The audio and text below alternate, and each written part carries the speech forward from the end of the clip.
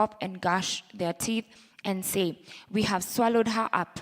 This is the day we have waited for. We have lived to see it." The Lord has done what he planned. He has fulfilled his word, which he declared long ago. He has overthrown you without pity. He has let the enemy gloat over you. He has exalted the horn of your foes. The hearts of the people cried out to the Lord. O wall of the daughter of Zion, let your tears flow like a river day and night. Give yourself no relief, your eyes no rest. Arise and cry out in the night as the watches of the night begin. Pour out your heart like water in the presence of the Lord. Lift up your hands to him for the lives of your children who fainted from hunger at the hand of every street. Look, O Lord, and consider, whom have you ever treated like this? Should women eat their offspring, the children they have cared for? Should priests and prophets be killed in the sanctuary of the Lord? Young and old lie together in the dust of the streets. My young men and maidens have fallen by the sword. You have slain them in the day of your anger. You have slaughtered them without pity. As you summon to a feast day, you summon against me terrors on every side. In the day of the Lord's anger, no one escaped or survived. Those I cared for and reared, my enemies has destroyed. Chapter 3. I am the man who has seen affliction by the rod of his wrath. He has driven me away and made me walk in darkness rather than light. Indeed, he has turned his hand against me again and again all day long. He has made my skin and my flesh grow old and has broken my bones. He has besieged me and surrounded me with bitterness and hardship. He has made me dwell in darkness like those long dead. He has warned me in so I cannot escape. He has weighed me down with chains. Even when I call out or cry for help, he shut out my prayer. He has barred my way with blocks of stone. He has made my paths crooked. Like a bear lying in wait, like a lion in hiding, he dragged me from the path and mangled me and left me without help. He drew his bow and made me the target for his arrow. He pierced my heart with arrows from his quiver. I became the laughing stock of all my people. They mock me in song all day long. He has filled me with bitter herbs and sated me with gall. He has broken my teeth with gravel. He has trampled me in dust. I have been deprived of peace. I have forgotten what prosperity is. So I say, my splendor is gone, and all that I have hoped for from the Lord. I remember my affliction and my wandering, the bitterness and the gall. I well remember them, and my soul is downcast within me. Yet this I call to mind, and therefore I have hope. Because of the Lord's great love, we are not consumed, for his compassions never fail. They are new every morning. Great is your faithfulness. I say to myself, the Lord is my portion, therefore I will wait for him. The Lord is good to those who hope in him, to the one who seeks him. It is good to wait quietly for the salvation of the Lord. It is good for a man to bear the yoke while he is young. Let him sit alone in silence, for the Lord has laid it on him. Let him bury his face in the dust. There may yet be hope. Let him offer his cheek to one who would strike him, and let him be filled with disgrace. For men are not cast off by the Lord forever.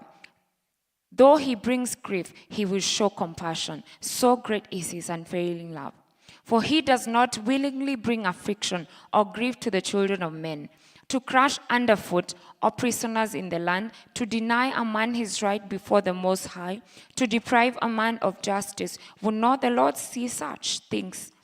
Who can speak and have it happen if the Lord has not decreed it? Is it not from the mouth of the Most High that both calamities and good things come? Why should any living man complain when punished for his sins? Let us examine our ways and test them, and let us return to the Lord. Let us lift our hearts and our hands to God in heaven and say, we have sinned and rebelled, and you have not forgiven. You have covered yourself with anger and pursued us. You have slain without pity. You have covered yourself with a cloud so that no prayer can get through. You have made us scum and refuse among the nations. All our enemies have opened their mouths wide against us. We have suffered terror and pitfalls, ruin and destruction. Stream of tears flow from my eyes because my people are destroyed. My eyes will flow unceasingly without relief until the Lord looks down from heaven and sees. What I see brings grief to my soul because of all the women of the city. Those who were my enemies without cause haunted me like a bird. They tried to end my life in a pit and threw stones at me. The waters closed over my head, and I thought I was about to be cut off. I called on your name, O Lord, from the depths of the pit. You heard my plea. Do not close your ears to my cry for relief. You came near when I called you, and you said, do not fear. O Lord, you took up my case. You redeemed my life. You have seen, O Lord, the wrong done to me. Uphold my cause. You have seen the depths of their vengeance, all their plots against me. O Lord, you have heard their insults, all their plots against me. When my enemies whisper and mutter against me all day long. Look at them, sitting or standing. They mock me in their songs. Pay them back what they deserve, O Lord, for what their hands have done. Put a veil over their heads, and may your curse be on them. Pursue them in anger and destroy them from under the heavens of the Lord.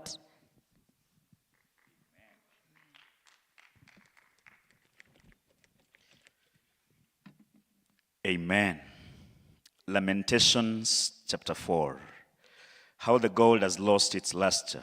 The fine gold become dull.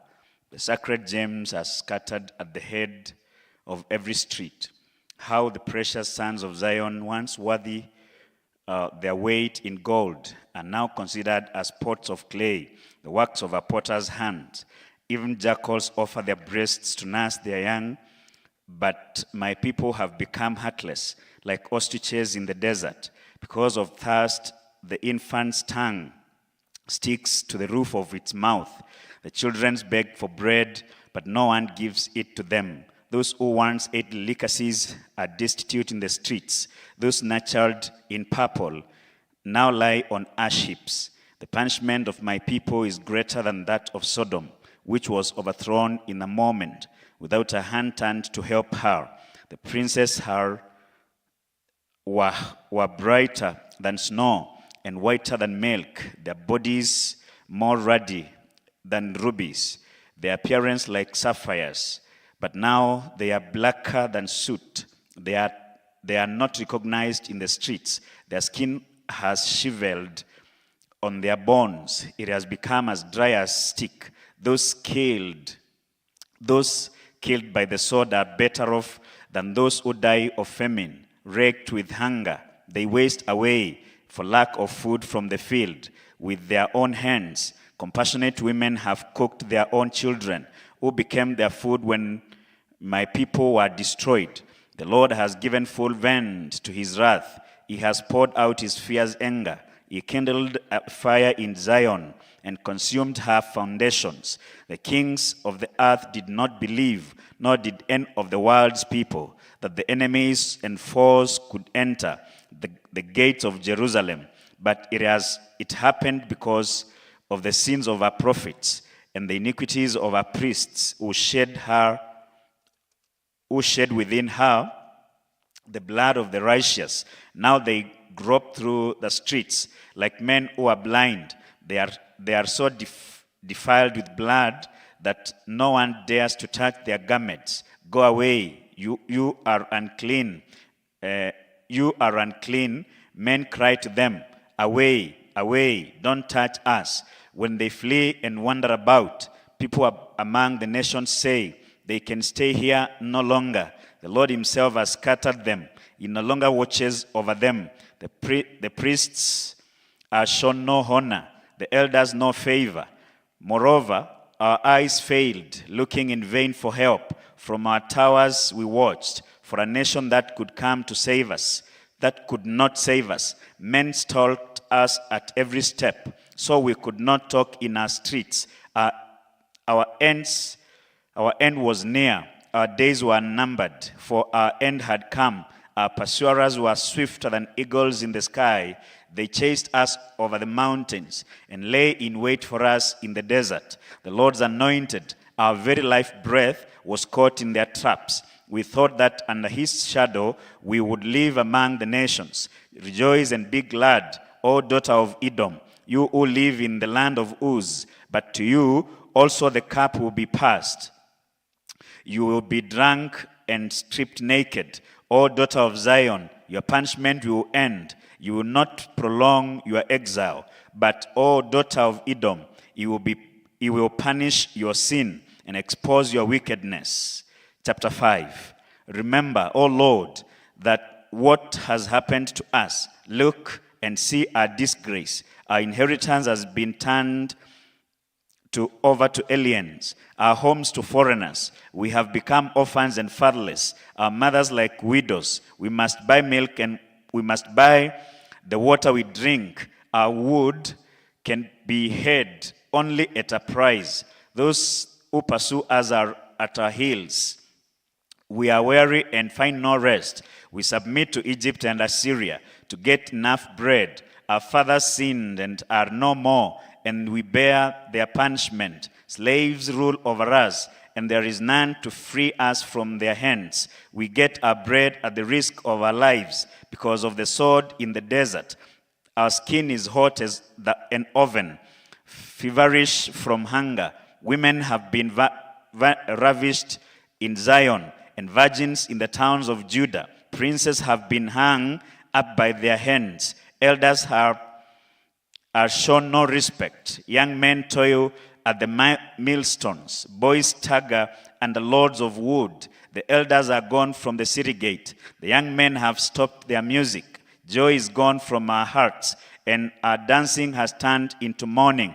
The crown has fallen from our heads. Woe to us, for we have sinned. Because of this, our hearts are faint. Because of this, the things our eyes grow dim. For Mount Zion, which lies desolate, with jackals prowling over it. You, O Lord, reign forever. Your throne endures from generation to generation. Why do you always forget us? Why do you forsake us so long? Restore us to yourself, O Lord, that we may return. Renew our days as of old, unless you have utterly rejected us and are angry with us beyond measure. And that's the word of God.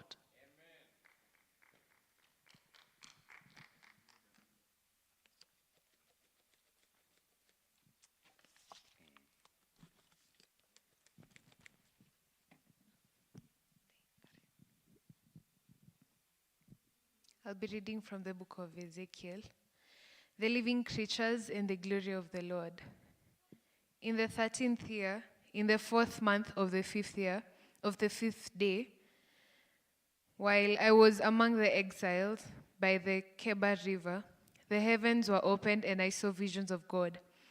On the 5th of the month, it was the 5th year of the exile of King Jehoiachin, the word of the Lord came to Ezekiel the priest, the son of Buzi, by the Kebar River in the land of the Babylonians. There the hand of the Lord was upon him. I looked, and I saw a windstorm coming out of the north, an immense cloud with flashing lightning, and surrounded by brilliant light. The center of the fire looked like glowing metal, and in the fire was what looked like 4 living creatures. In appearance, their form was that of a man, but each of them had 4 faces and 4 wings. Their legs were straight, their feet were like those of a calf, and gleamed like burnished bronze. Under their wings on their 4 sides, and they had the hands of a man. All 4 of them had faces and wings, and their wings touched one another. Each one went straight ahead. They did not stand as they moved. Their faces looked like this. Each of the 4 had the face of a man, and on the right side each had the face of a lion, and on the left side of an ox. Each also had a face of an eagle. Such were their faces. Their wings were spread out upward. Each had 2 wings, one touching the wing of another creature on either side, and 2 wings covering its body. Each one went straight ahead. Wherever the Spirit will go, they will go, without turning as they went. The appearance of the living creatures was like burning coals of fire or like torches. Fire moved back and forth among the creatures. It was bright and lightning flashed out of it. The creatures sped back and forth like flashes of lightning. As I looked at the living creatures, I saw a wheel on the ground beside each creature with its 4 faces. This was the appearance and structure of the wheels. They sparkled like crystallite and looked and all 4 looked alike. Each appeared to be made like a wheel intersecting a wheel. As they moved, they will go in any of the 4 directions the creatures faced. The wheels did not turn about as the creatures went. Their rims were high and awesome, and all 4 rims were full of eyes all around. When the living creatures moved, the wheels beside them moved, and when the living creatures rose from the ground, the wheels also rose. Wherever the Spirit will go, they will go, and the wheels will rise along with them. Because the spirit of the living creatures was in the wheels. When the creatures moved, they also moved. When the creatures stood still, they also stood still, and when the creatures rose from the ground, the wheels rose along with them, because the spirit of the living creatures was in the wheels. Spreading out above the heads of the living creatures was what looked like an expanse, sparkling like ice and awesome. Under the expanse, the wings were stretched out one toward the other, and each had 2 wings covering its body. When the creatures moved, I heard the sound of their wings like the roar of rushing waters, like the voice of an almighty, like the tumult of an army.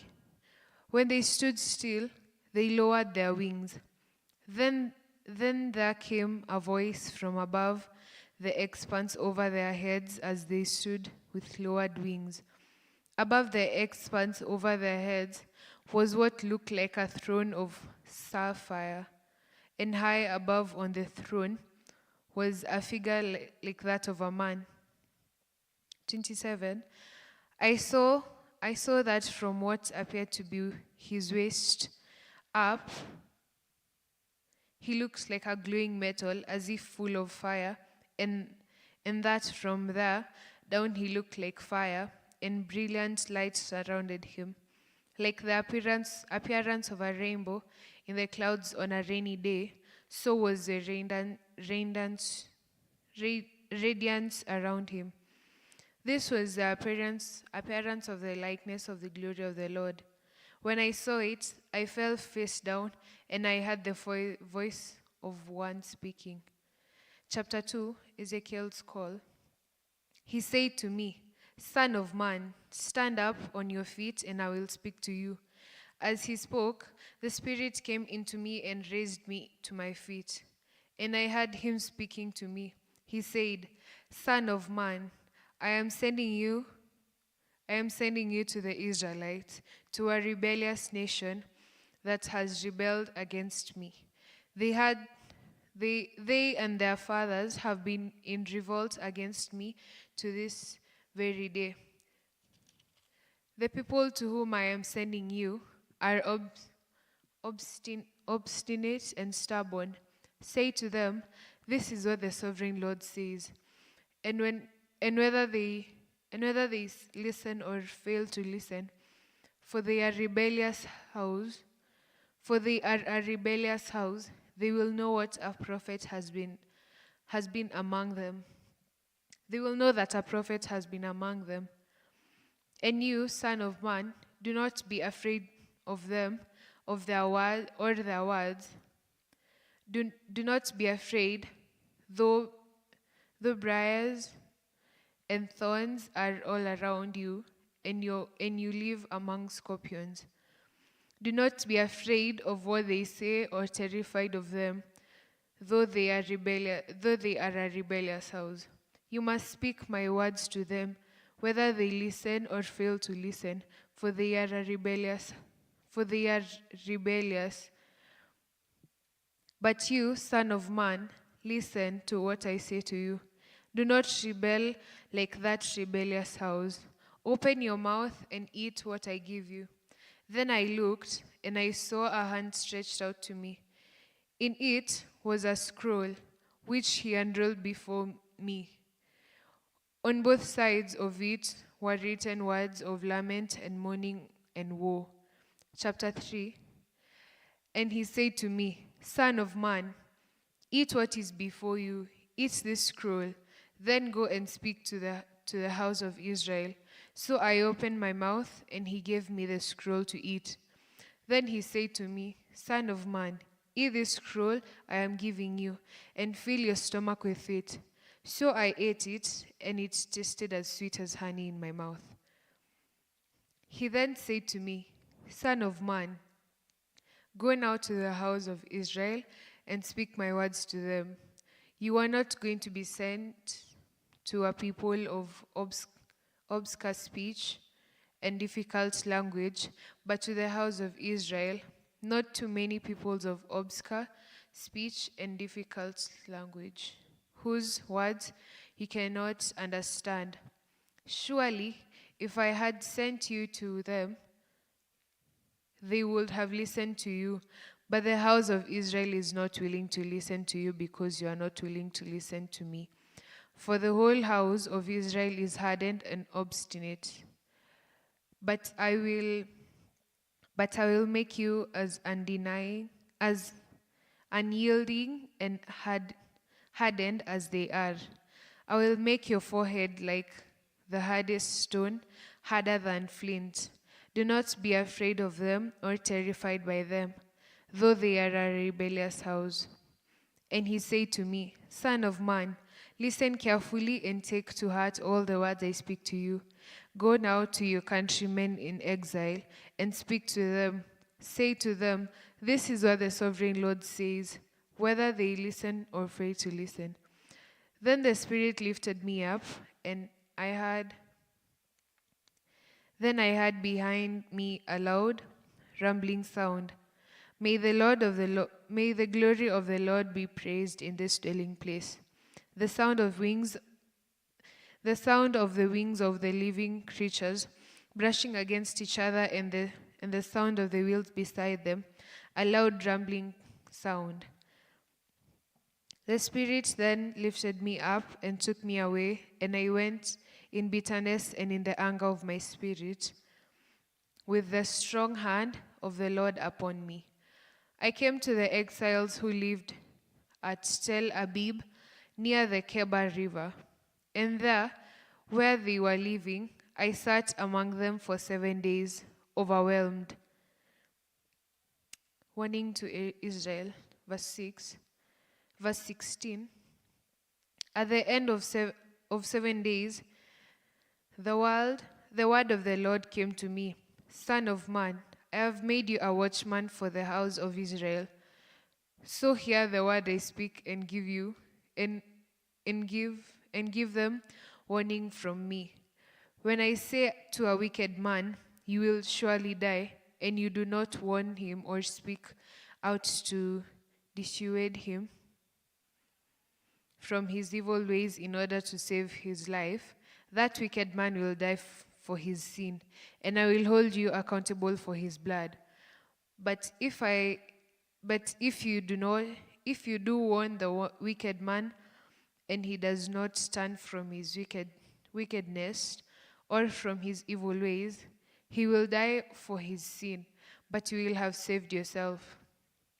Again, When a righteous man turns from his righteousness and does evil, and I put a stumbling block before him, he will die. Since you did not warn him, he will die for his sin. The righteous things he did will not be remembered, and I will hold you accountable for his blood. But if you do warn the righteous man not to sin, and he does not sin, he will surely live because he took your warning, and you will have saved yourself. The hand of the Lord was upon me there, and he said to me, Get up and go out to the plain, and there I will speak to you. So I got up and went out to the plain, and the glory of the Lord was standing there, like the glory I had seen by the Keba river, and I fell face down. Then the Spirit came into me and raised me to my feet. He spoke to me and said, Go, shut yourself inside your house, and you, son of man, they will tie with ropes. You will be bound so that you cannot go out among the people. I will make your tongue stick to the roof of your mouth, so that you will be silent and unable to rebuke them, though they are a rebellious house. But when I speak to you, I will open your mouth, and you shall say to them, This is what the sovereign Lord says. Whoever will listen to him, listen, and whoever will refuse, let him refuse, for they are a rebellious house. Thank you.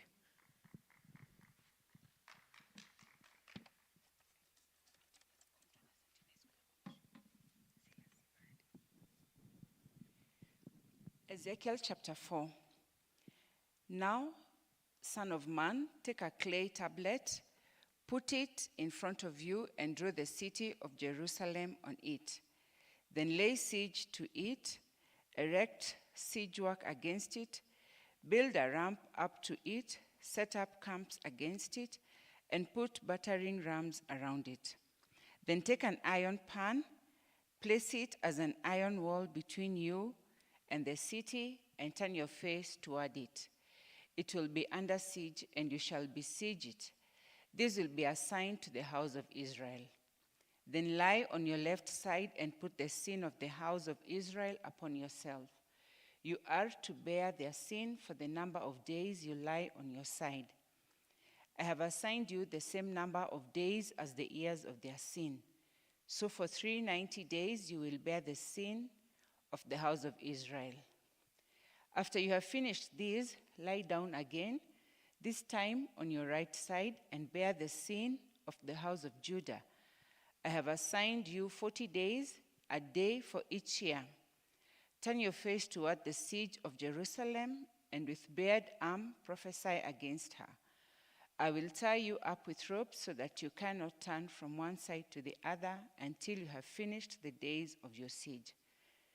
Take wheat and barley, beans and lentils, millet and spelt. Put them in a storage jar and use them to make bread for yourself. You are to eat it during the 390 days you lie on your side. Weigh out 20 shekels of food to eat each day, and eat it at set times. Also measure out a sixth of a hin of water and drink it at set times. Eat the food as you would a barley cake. Bake it in the sight of the people, using human excrement for fuel. The Lord said, In this way, the people of Israel will eat defiled food among the nations where I will drive them. Then I said, Not so, sovereign Lord. I have never defiled myself. From my youth until now, I have never eaten anything found dead or torn by wild animals.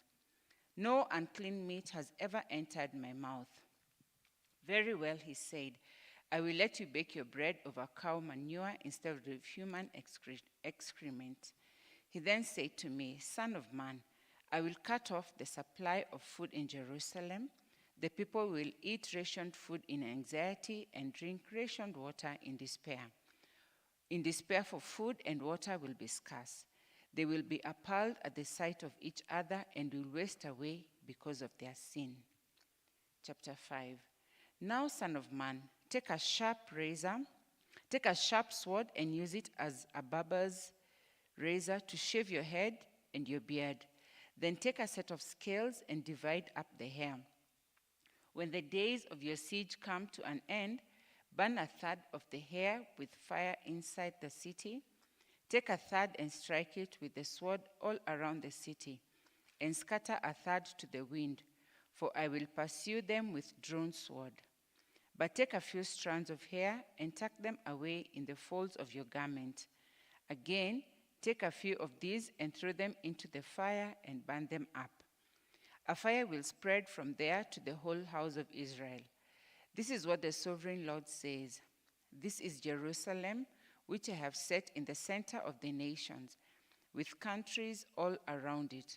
Yet in her wickedness she has rebelled against my laws and decrees more than the nations and countries around her. She has rejected my laws and has not followed my decrees.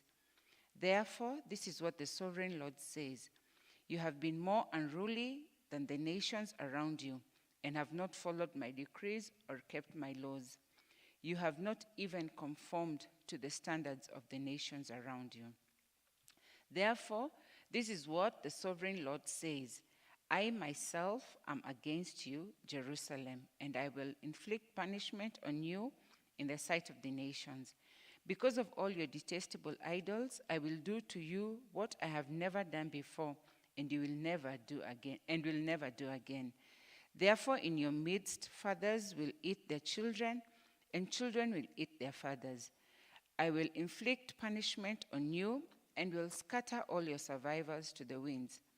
Therefore, as surely as I live, declares the sovereign Lord, because you have defiled my sanctuary with all your vile images and detestable practices, I myself will withdraw my favor. I will not look on you with pity or spare you. 12, a third of your people will die of a plague or perish by famine inside you. A third will fall by the sword outside your walls, and a third I will scatter to the winds and pursue with drawn sword. Then my anger will cease, and my wrath against them will subside, and I will be avenged. And when I have spent my wrath upon them, they will know that I, the Lord, have spoken in my zeal. I will make you a ruin and a reproach among the nations around you. In the sight of all who pass by, you will be a reproach and a taunt, a warning and an object of horror to the nations around you. When I inflict punishment on you in anger and in wrath and in stinging rebuke, I, the Lord, have spoken. When I shoot at you with my deadly and destructive arrows of famine, I will shoot to destroy you. I will bring more and more famine upon you and cut off your supply of food.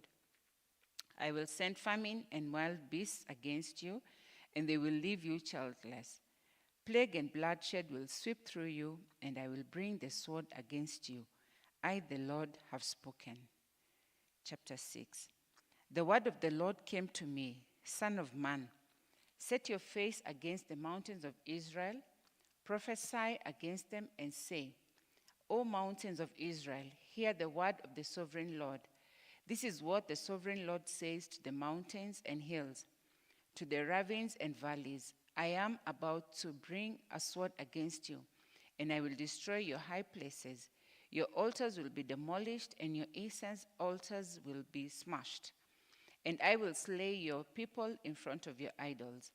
I will lay the dead bodies of the Israelites in front of their idols, and I will scatter your bones around your altars. Wherever you live, the towns will be laid waste and the high places demolished, so that your altars will be laid waste and devastated, your idols smashed and ruined, your incense altars broken down, and what you have made wiped out. Your people will fall slain among you, and you will know that I am the Lord. 8.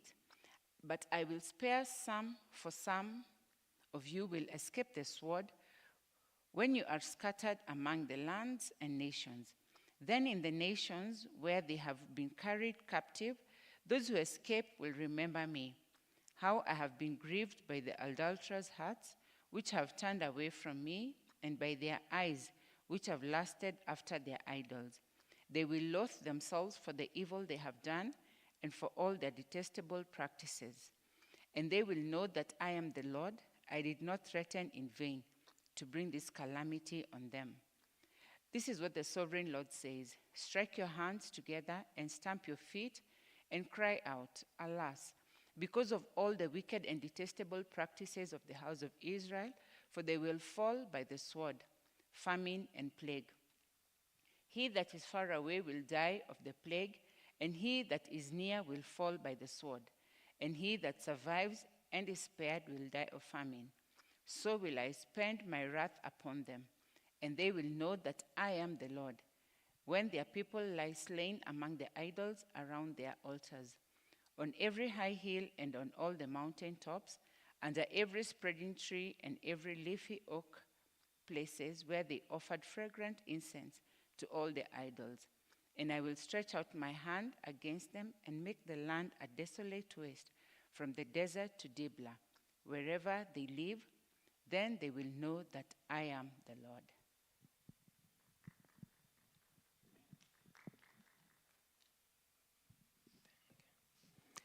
Chapter 7. The end has come. The word of the Lord came to me. Son of man, this is what the sovereign Lord says to the land of Israel. The end has come upon the four corners of the land. The end is now come upon you, and I will unleash my anger against you. I will judge you according to your conduct and repay you for all your detestable practices.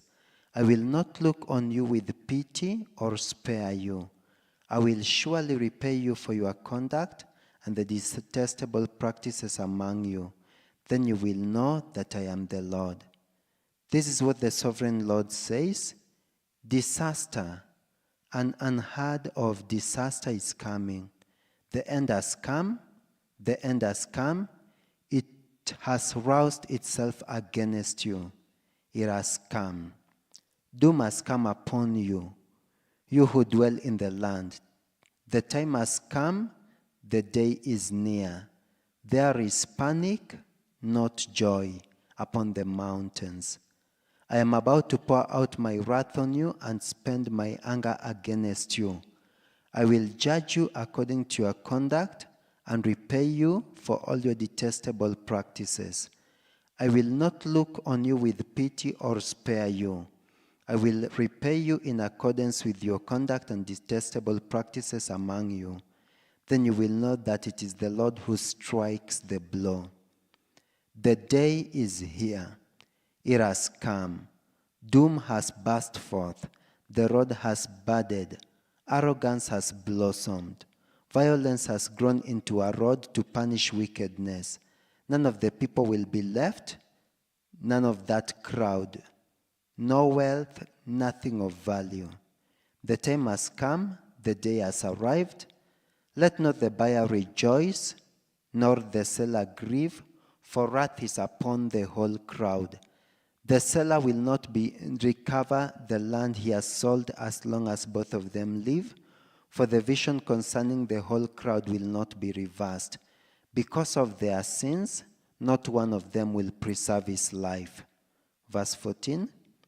Though they blow the trumpet and get everything ready, no one will go into battle, for my wrath is upon the whole crowd.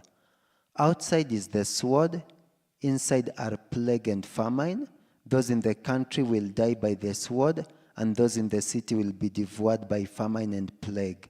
All who survive and escape will be in the mountains, mourning like doves of the valleys, each because of his sins. Every hand will go limp, and every knee will become as weak as water. They will put on sackcloth and be clothed with terror. Their faces will be covered with shame, and their heads will be shaved. They will throw their silver into the streets, and their gold will be an unclean thing. Their silver and gold will not be able to save them in the day of the Lord's wrath. They will not satisfy their hunger or fill their stomachs with it, for it has made them stumble into sin.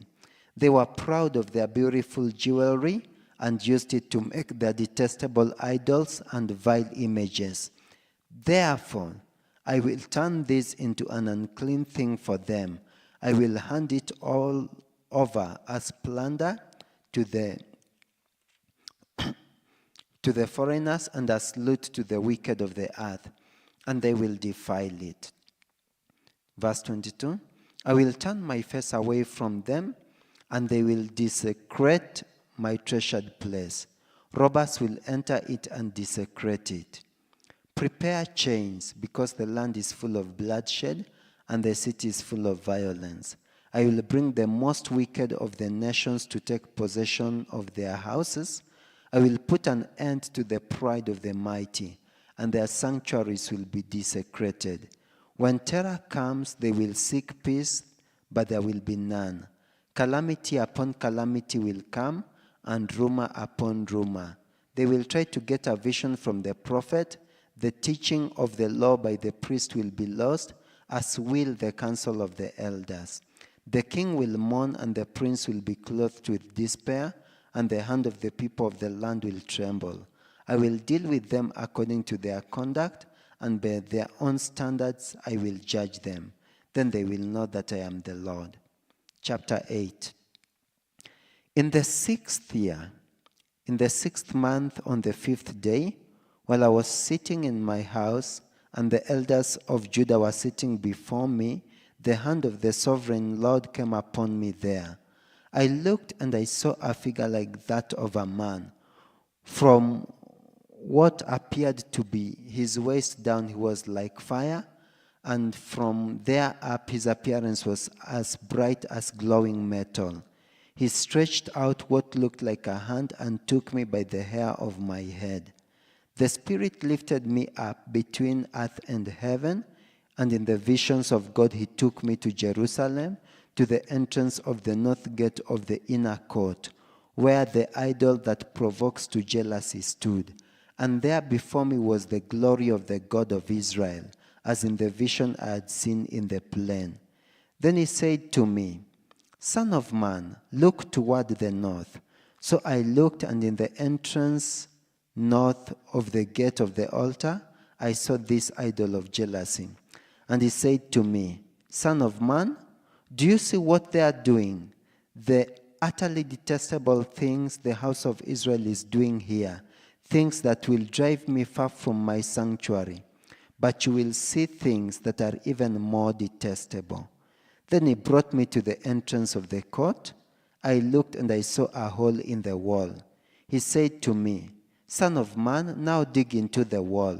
So I dug into the wall, and I saw a doorway there. And he said to me, Go in and see the wicked and detestable things they are doing here. So I went in and looked, and I saw portrayed all over the wall all kinds of crawling things and detestable animals and all idols of the house of Israel. In front of them stood 70 elders of the house of Israel, and Jaazaniah son of Shaphan was standing among them. Each had a censer in his hand, and a fragrant cloud of incense was rising. He said to me, Son of man, have you seen what the elders of the house of Israel are doing in darkness, each at the shrine of his own idol? They say, the Lord does not see us. The Lord has forsaken the land. Again he said, you will see them doing things that are even more detestable. Then he brought me to the entrance of the north gate of the house of the Lord, and I saw women sitting there, mourning for Tammuz. He said to me, do you see this, son of man? You will see things that are even more detestable than this. He then brought me into the inner court of the house of the Lord, and there at the entrance of the temple, between the portico and the altar, were about 25 men, with their backs toward the temple of the Lord and their faces towards the east. They were bowing down to the sun in the east. He said to me, have you seen this, son of man? Is it a trivial matter for the house of Judah to do the detestable things they are doing? Must they also fill the land with violence and continually provoke me to anger? Look at them putting the branch to their nose. Therefore I will deal with them in anger. I will not look on them with pity or spare them. Although they shout in my ears, I will not listen. Chapter 9. Then I heard him call out in a loud voice, "Bring the guards of the city here, each with a weapon in his hand." And I saw 6 men coming from the direction of the upper gate, which faces the north, each with a deadly weapon in his hand. With them was a man clothed in linen, who had a writing kit at his side. They came in and stood beside the bronze altar. Now the glory of the God of Israel went up from above the cherubim, where it had been, and moved to the threshold of the temple. Then the Lord called to the man clothed in linen, who had the writing kit at his side, and said to him, "Go throughout the city of Jerusalem and put a mark on the foreheads of those who grieve and lament over all the detestable things that are done in it." As I listened, he said to the others, "Follow him through the city and kill, without showing pity or compassion. Slaughter old men, young men and maidens, women and children, but do not touch anyone who has the mark. Begin at my sanctuary." So they began with the elders who were in front of the temple. Then he said to them, "Defile the temple and fill the courts with the slain. Go." So they went out and began killing throughout the city. While they were killing and I was left alone, I fell face down, crying out, "Ah, sovereign Lord, are you going to destroy the entire remnant of Israel in this outpouring of your wrath on Jerusalem?" He answered me, "The sin of the house of Israel and Judah is exceedingly great, and the land is full of bloodshed, and the city is full of injustice. They say, 'The Lord has forsaken the land, the Lord does not see.' So I will not look on them with pity or spare them, but I will bring down on their own heads what they have done." Then the man in linen, with the writing kit at his side, brought back word saying, "I have done as you commanded." Chapter 10. I looked, and I saw the likeness of a throne of sapphire above the expanse that was over the heads of the cherubim. The Lord said to the man clothed in linen, "Go in among the wheels beneath the cherubim. Fill your hands with burning coals from among the cherubim and scatter them over the city." And as I watched, he went in. Now the cherubim were standing on the south side of the temple when the man went in, and a cloud filled the inner court. Then the glory of the Lord rose from above the cherubim and moved to the threshold of the temple. The cloud filled the temple, and the court was full of the radiance of the glory of the Lord. The sound of the wings of the cherubim could be heard as far away as the outer court, like the voice of God Almighty when he speaks. When the Lord commanded the man in linen, "Take fire from among the wheels, from among the cherubim," the man went in and stood beside a wheel. Then one of the cherubim reached out his hand to the fire that was among them. He took some of it and put it in the hands of the man in linen, who took it and went out. Under the wings of the cherubim could be seen what looked like the hands of a man. I looked, and I saw beside the cherubim 4 wheels, one beside each of the cherubim. The wheels sparkled like chrysolite. As for their appearance, the 4 of them looked alike. Each was like a wheel intersecting a wheel. As they moved, they would go in any one of the 4 directions the cherubim faced. The wheel did not turn about as the cherubim went. The cherubim went in whatever direction the head faced, without turning as they went. Verse 12, their entire bodies, including their backs, their hands, and their wings, were completely full of eyes, as were their 4 wheels. I heard the wheels being called the willing wheels. Each of the cherubims had 4 faces. One face was that of a cherub, the second face of a man, the third face of a lion, and the fourth face of an eagle. Then the cherubim rose upward. These were the living creatures I had seen by the Kebar River. When the cherubim moved, the wheel beside them moved. And when the cherubim spread their wing to rise from the ground, the wheel did not leave their side. When the cherubim stood still, they also stood still. And when the cherubim rose, they rose with them, because the spirit of the living creatures was in them. Then the glory of the Lord departed from over the threshold of the temple and stopped above the cherubim. While I watched, the cherubim spread their wings and rose from the ground, and as they went, the wheels went with them. They stopped at the entrance of the east gate of the Lord's house, and the glory of the God of Israel was above them. These were the living creatures I had seen beneath the God of Israel by the Kebar River, and I realized that they were the cherubim. Each had 4 faces and 4 wings, and under their wings was what looked like the hands of a man. Their faces had the same appearance as those I had seen by the Kebar River. Each one went straight ahead.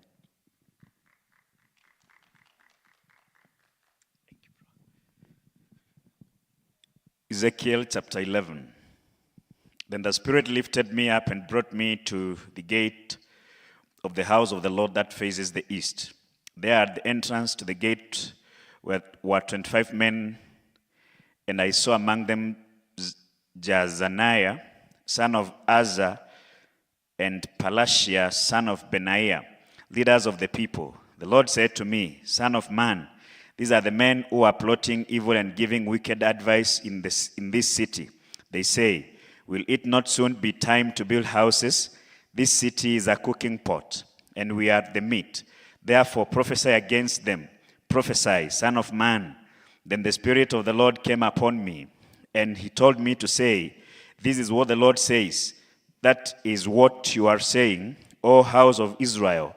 But I know what is going through your mind. You have killed many people in this city and filled its streets with the dead. Therefore, this is what the sovereign Lord says.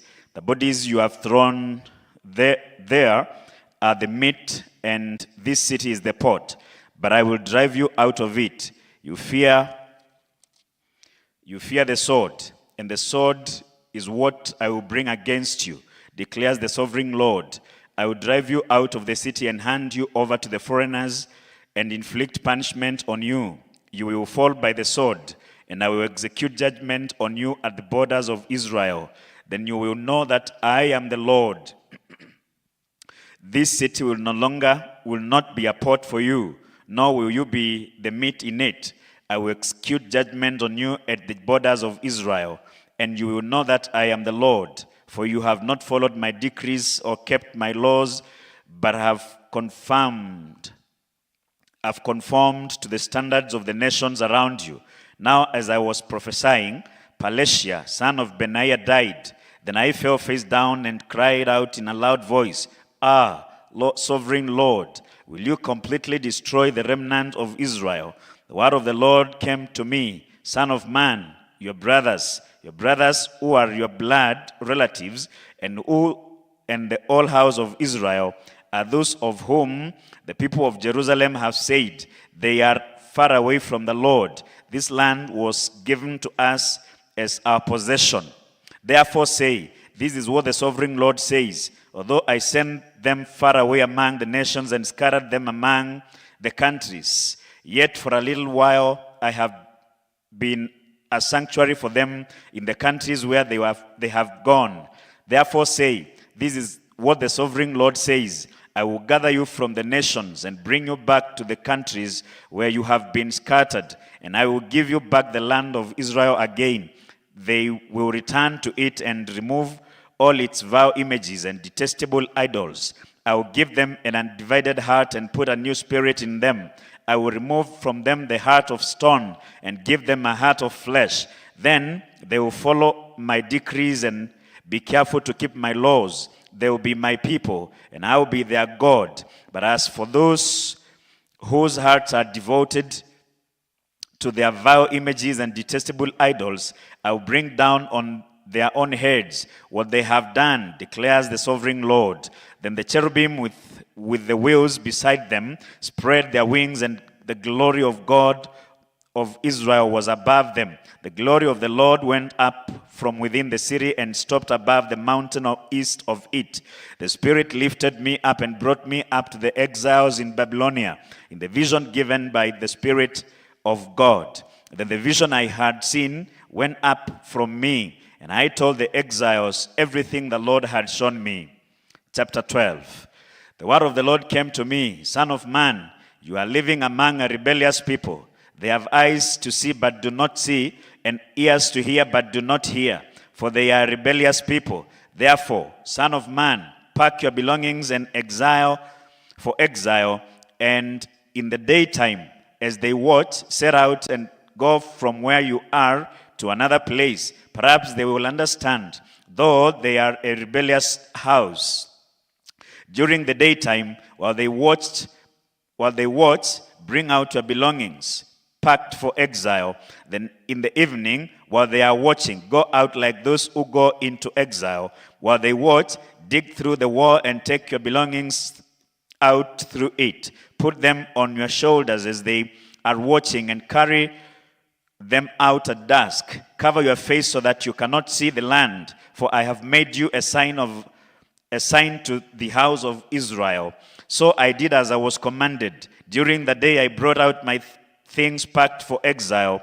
Then in the evening I dug through the wall with my hands. I took my belongings out at dusk, carrying them on my shoulders while they watched. In the morning the word of the Lord came to me, Son of man, did not that rebellious house of Israel ask you, where are you going? Say to them, this is what the sovereign Lord says. This oracle concerns the prince in Jerusalem and the whole house of Israel who are there. Say to them, I am assigned to you. As I have done, so it will be done to them. They will go into exile as captives. The prince among them will put his things on his shoulders at dusk and leave, and a hole will be dug in the wall for him to go through.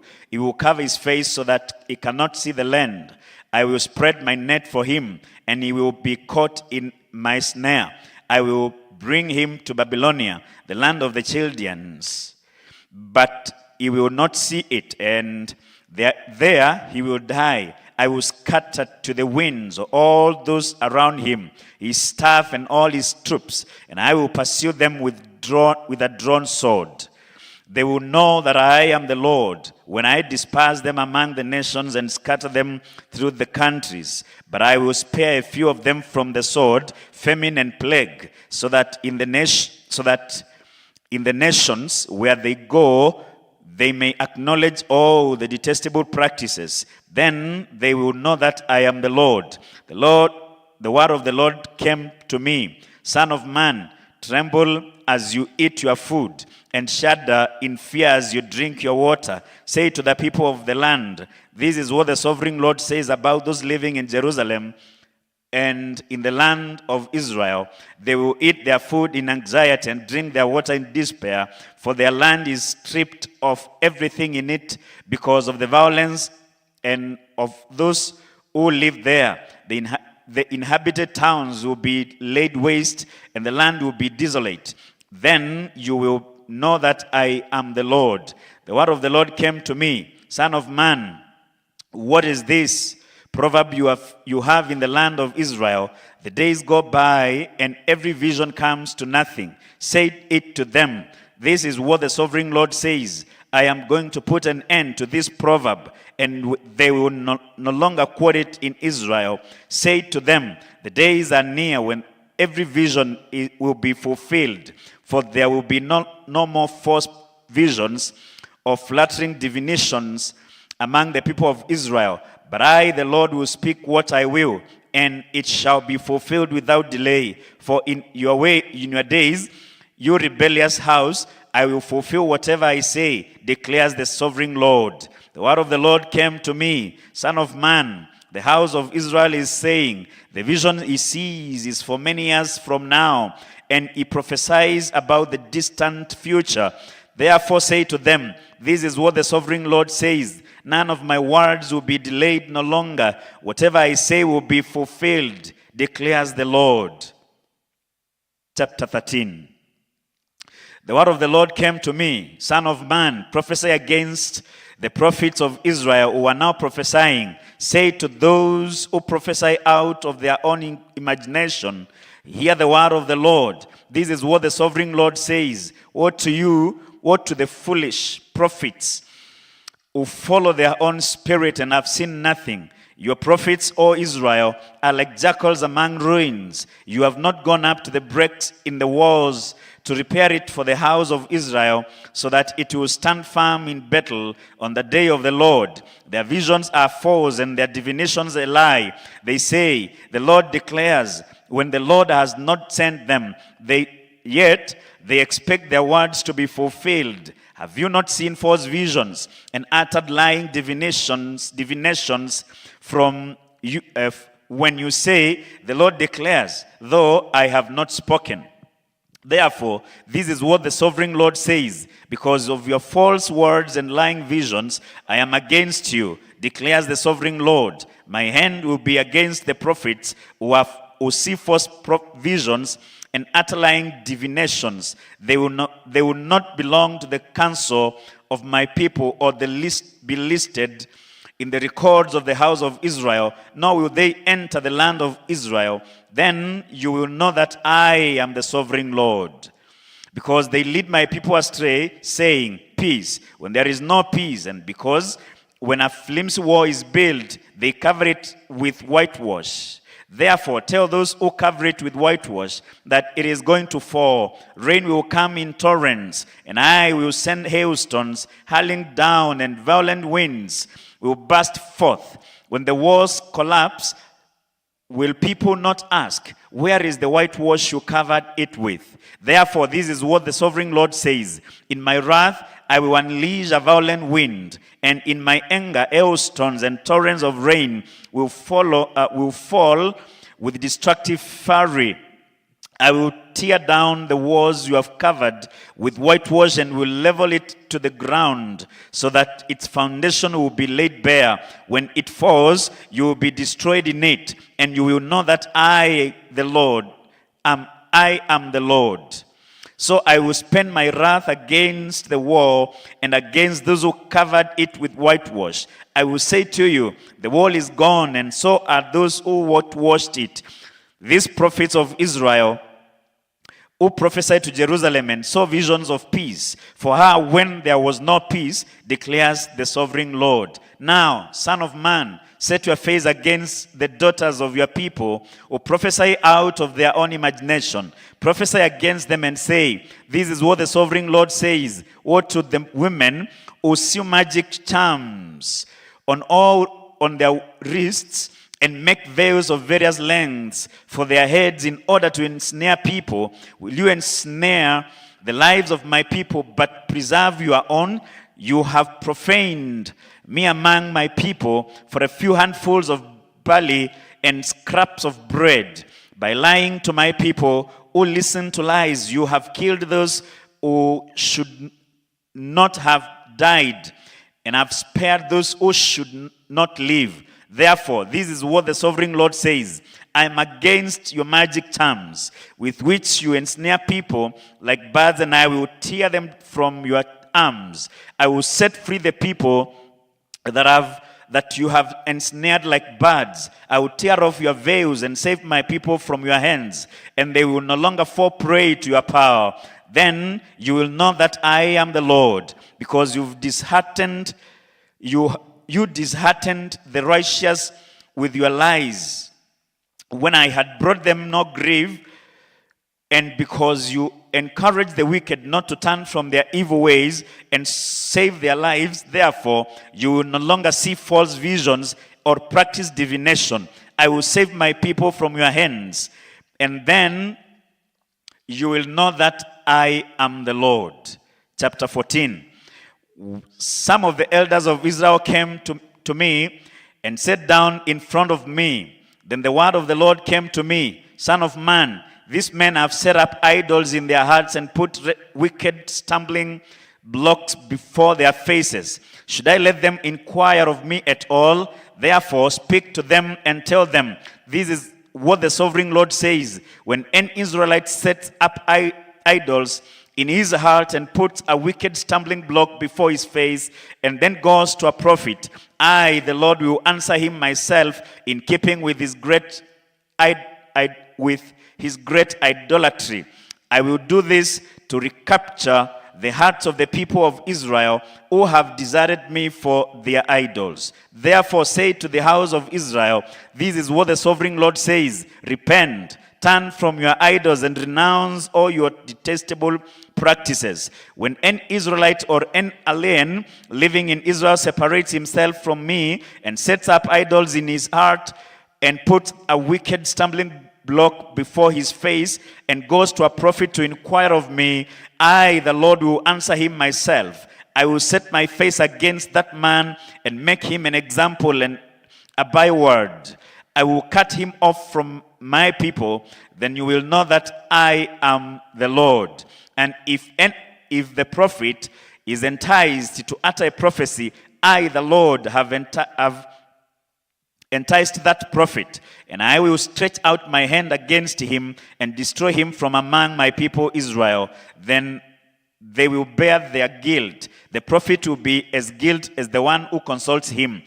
Then the people of Israel will no longer stray from me, nor will they defile themselves anymore with all their sins. They will be my people, and I will be their God, declares the sovereign Lord. Verse 12, the word of the Lord came to me, Son of man, if a country sins against me by being unfaithful, and I stretch out my hand against it to cut off its food supply and send famine upon it and kill its men and their animals, even if these three men, Noah, Daniel, and Job were in it, then they could save only themselves by their righteousness, declares the Lord, the sovereign Lord.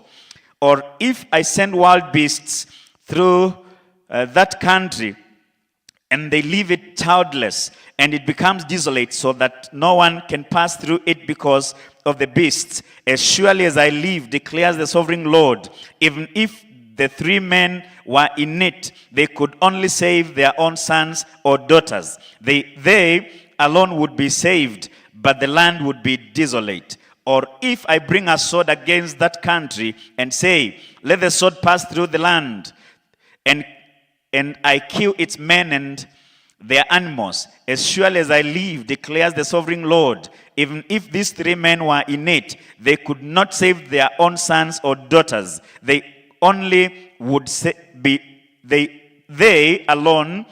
be saved.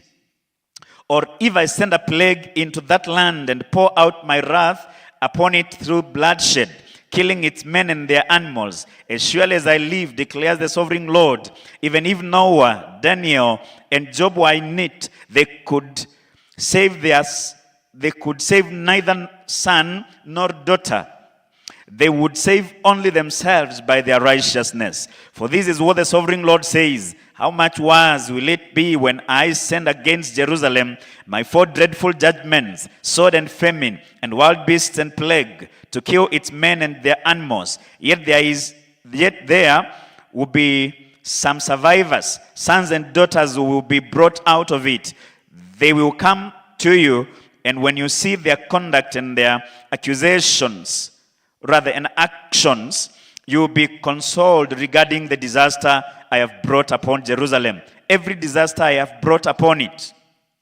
You will be consoled when you see their conduct and their actions, for you will know that I have done nothing in it without cause, declares the sovereign Lord.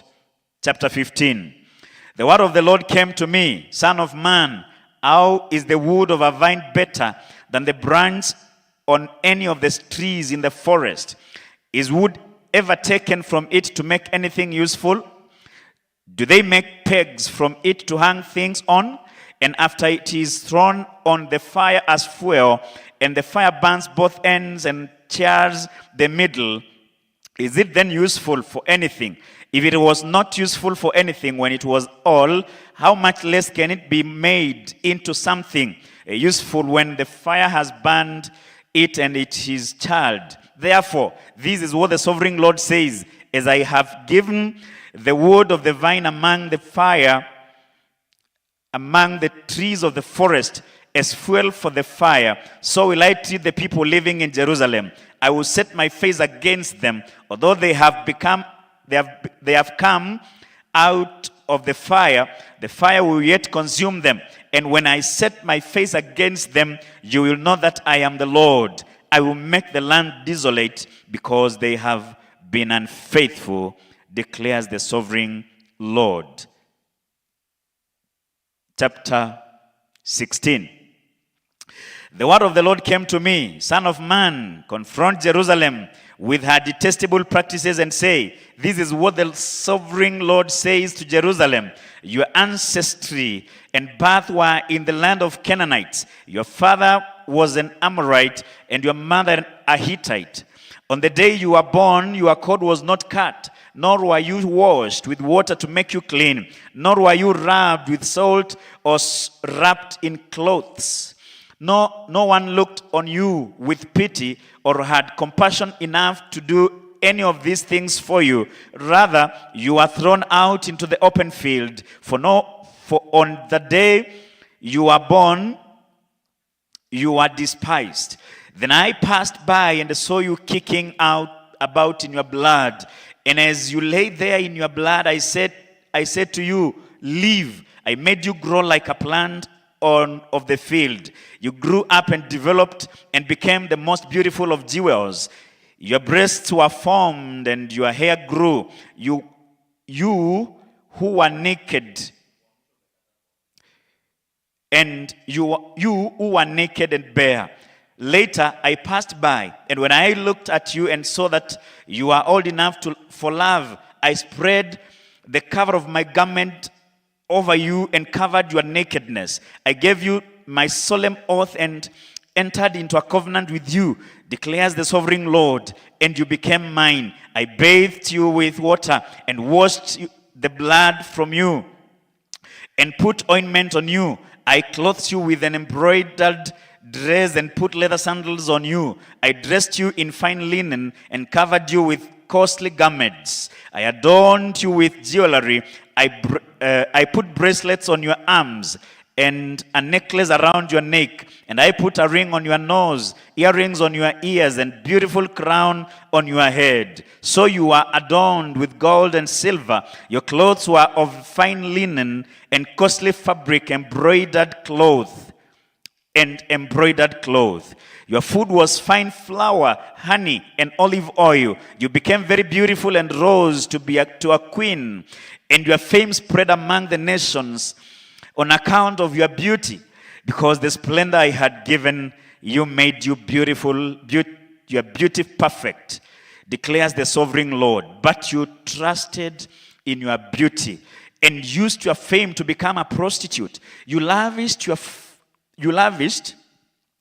favors on anyone who passed by, and your beauty became his. You took some of your garments to make gaudy high places where you carried on your prostitution. Such things should not happen, nor should they ever occur. You also took the fine jewelry I gave you, the jewelry made of gold and silver, and you made for yourself male idols and engaged in prostitution with them. And you took your embroidered clothes and put them on, and you offered my oil and incense before them. Also, the food I provided for you, your fine flour, olive oil, and honey, I gave you to eat. You offered as fragrant incense before them. That is what happened, declares the sovereign Lord. And you took your sons and daughters from whom you brought to me and sacrificed them as food to the idols Was your prostitution not enough? You slaughtered my children and sacrificed them to the idols. In all your detestable practices and your prostitution, you did not remember the days of your youth when you were naked and bare, kicking about in your blood. What woe, woe to you, declares the sovereign Lord. In addition to all your other wickedness, you built a mold for yourself and made a lofty shrine in every public square. At the head of every street, you build your lofty shrines and degraded your beauty, offering your body with increasing promiscuity to anyone who passed by. You engaged in prostitution with the Egyptians, your lustful neighbors, and provoked me into anger with your increasing promiscuity. So I stretched out my hand against you and reduced your territory. I gave you over to the greed of your enemies and the daughters of the Philistines, who were shocked by your lewd conduct. You engaged in prostitution with the Assyrians too, because you are insatiable. And even after that, you still were not satisfied. Then you increased your promiscuity to include Babylonia, a land of merchants. But even with this, you are not satisfied. How weak-willed are you? You are, declares the sovereign Lord. When you do all these things, acting like a brazen prostitute, when you build your mold at the head of every street and made your lofty shrines in every public square, you are unlike a prostitute because you scorned payment. You are adulterous wife. You prefer strangers to your own husband. Every prostitute receives a fee, but you give gifts to all your lovers, bribing them to come to you from everywhere for your illicit favors. So, in your prostitution, you are the opposite of others. No one runs after you for your favors. You are the very opposite, for you give payment and none is given to you. Therefore, you prostitute, hear the word of the Lord. This is what the sovereign Lord says. Because you poured out your wealth and exposed your nakedness in your promiscuity with your lovers, and because of all your detestable idols, and because you gave them your children's blood, therefore I am going to gather all your lovers with whom you found pleasure, those you loved as well as those you hated. I will gather them against you from all around, and I will strip you in front of them, and they will see all your nakedness.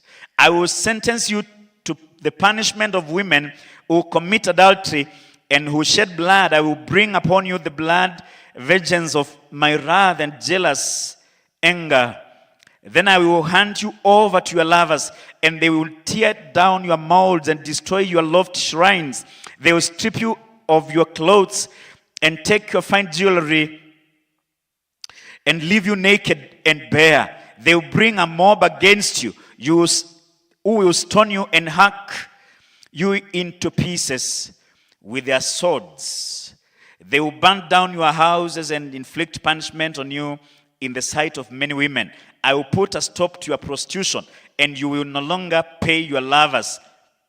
Then my wrath against you will subside, and my jealous anger will turn away from you. I will be calm and no longer angry, because you did not remember the days of your youth, but enraged me with all these things. I will surely bring down on your head what you have done, declares the Lord, the sovereign Lord. Did you not add lewdness to all your other detestable practices?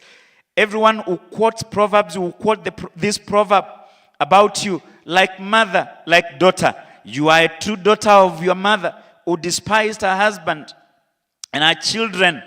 And you are a true sister of your sisters, who despised her husbands and their children. Your mother was a Hittite, and your father an Amorite. Your older sister was Samaria, who lived to the north of you with her daughters. And your young sister, who lived to the south of you with her daughters, was Sodom.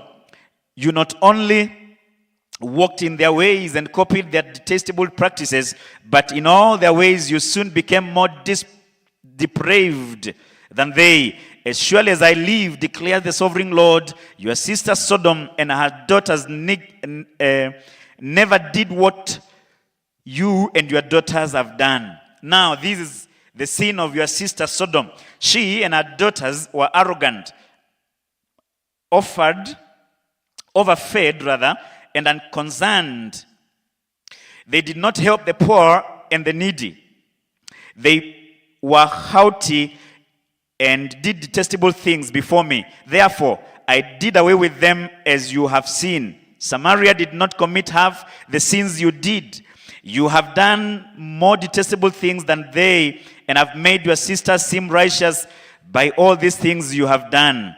Bear your disgrace, for you have furnished some justification for your sisters, because your sins were more vile than theirs. They appeared more righteous than you. So then, be ashamed and bear your disgrace, for you have made your sisters appear righteous. However, I will restore the fortunes of Sodom and our daughters, and Samaria and our daughters, and your fortunes along with them, so that you may bear your disgrace and be ashamed of all you have done in giving them comfort.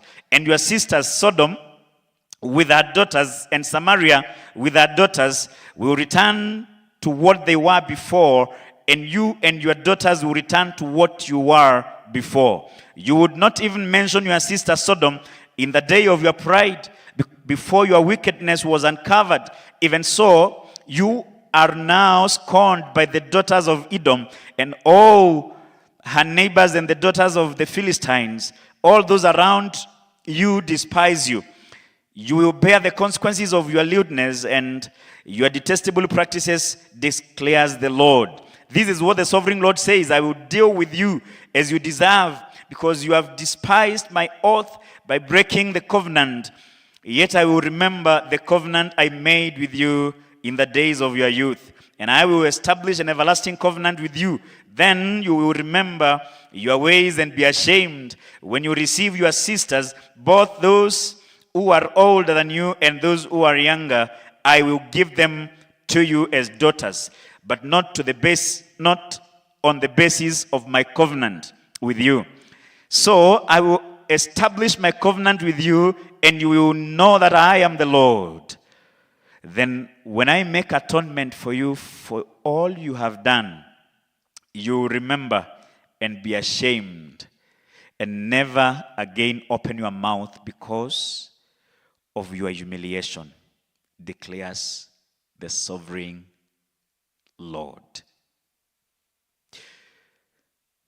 Chapter 17. The word of the Lord came to me, Son of man, set forth an allegory, and tell the house of Israel a parable. Say to them, this is what the sovereign Lord says. A great eagle with powerful wings, long feathers and full plumage of varied colors came to Lebanon. Taking hold of the top of the cedar, he broke off its topmost shoot and carried it away to a land of merchants, where he planted it in a city of traders.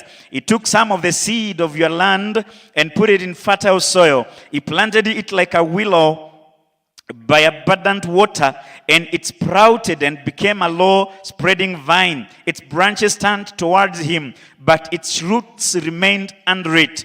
So it became a vine and produced branches and put out leafy boughs.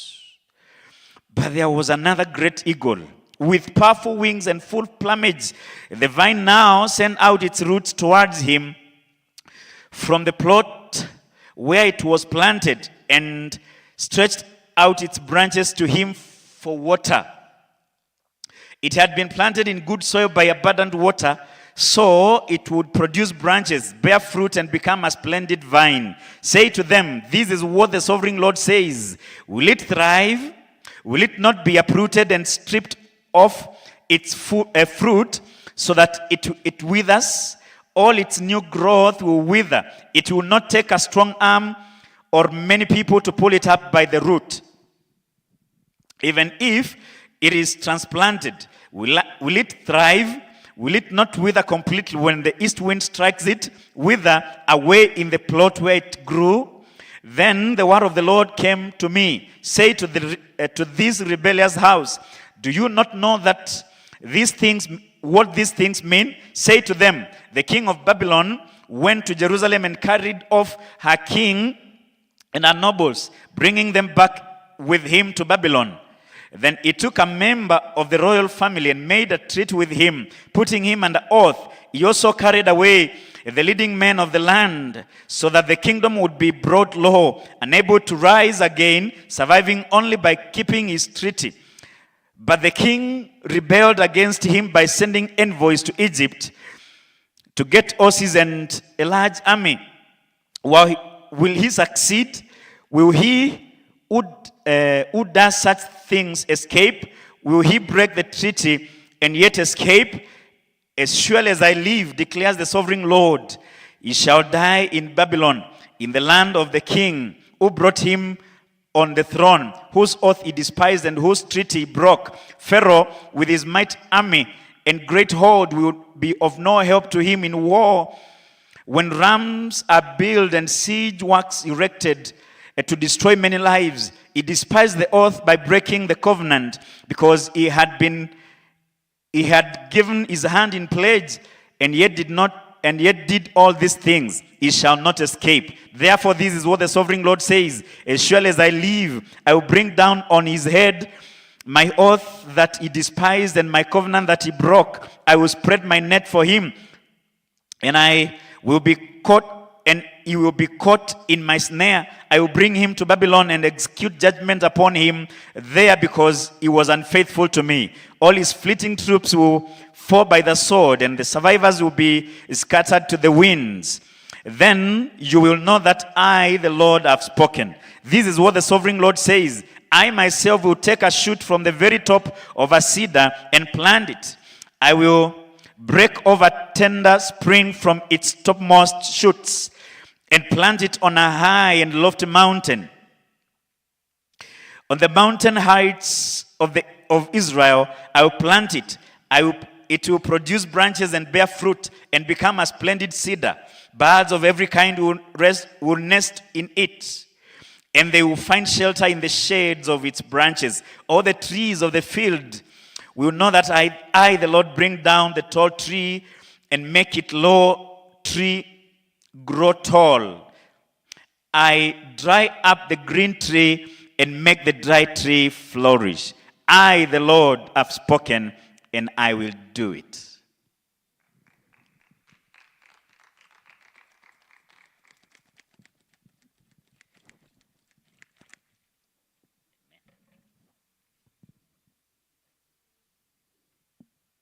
This is Rahab. I'll read from Ezekiel chapter 18.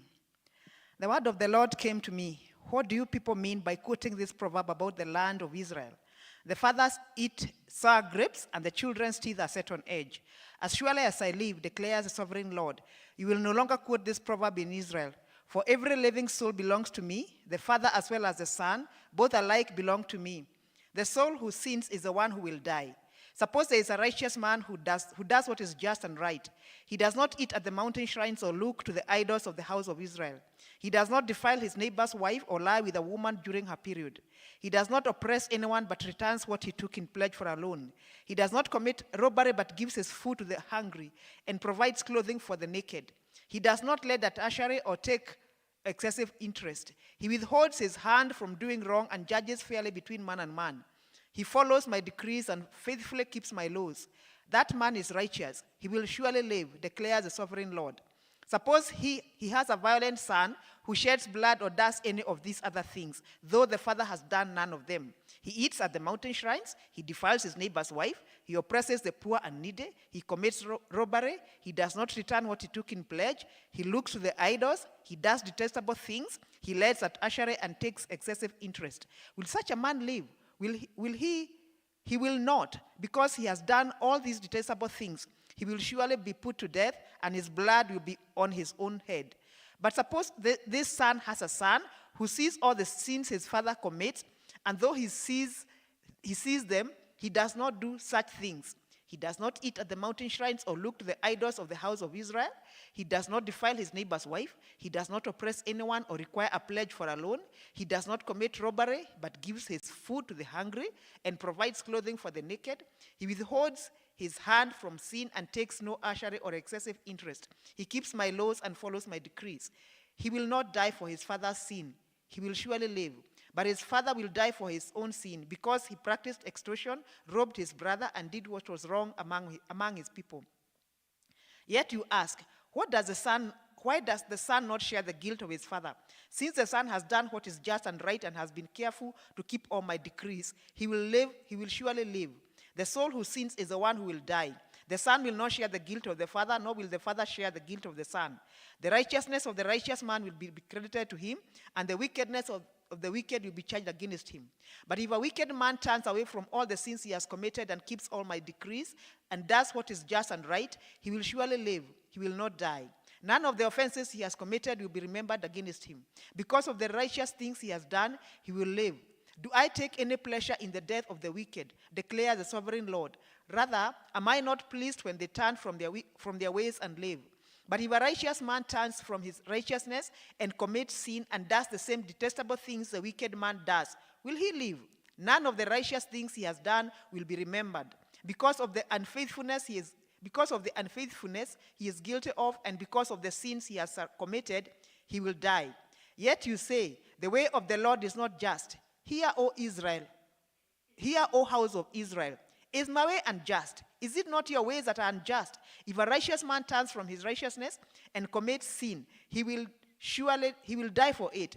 Because of the sin he has committed, he will die.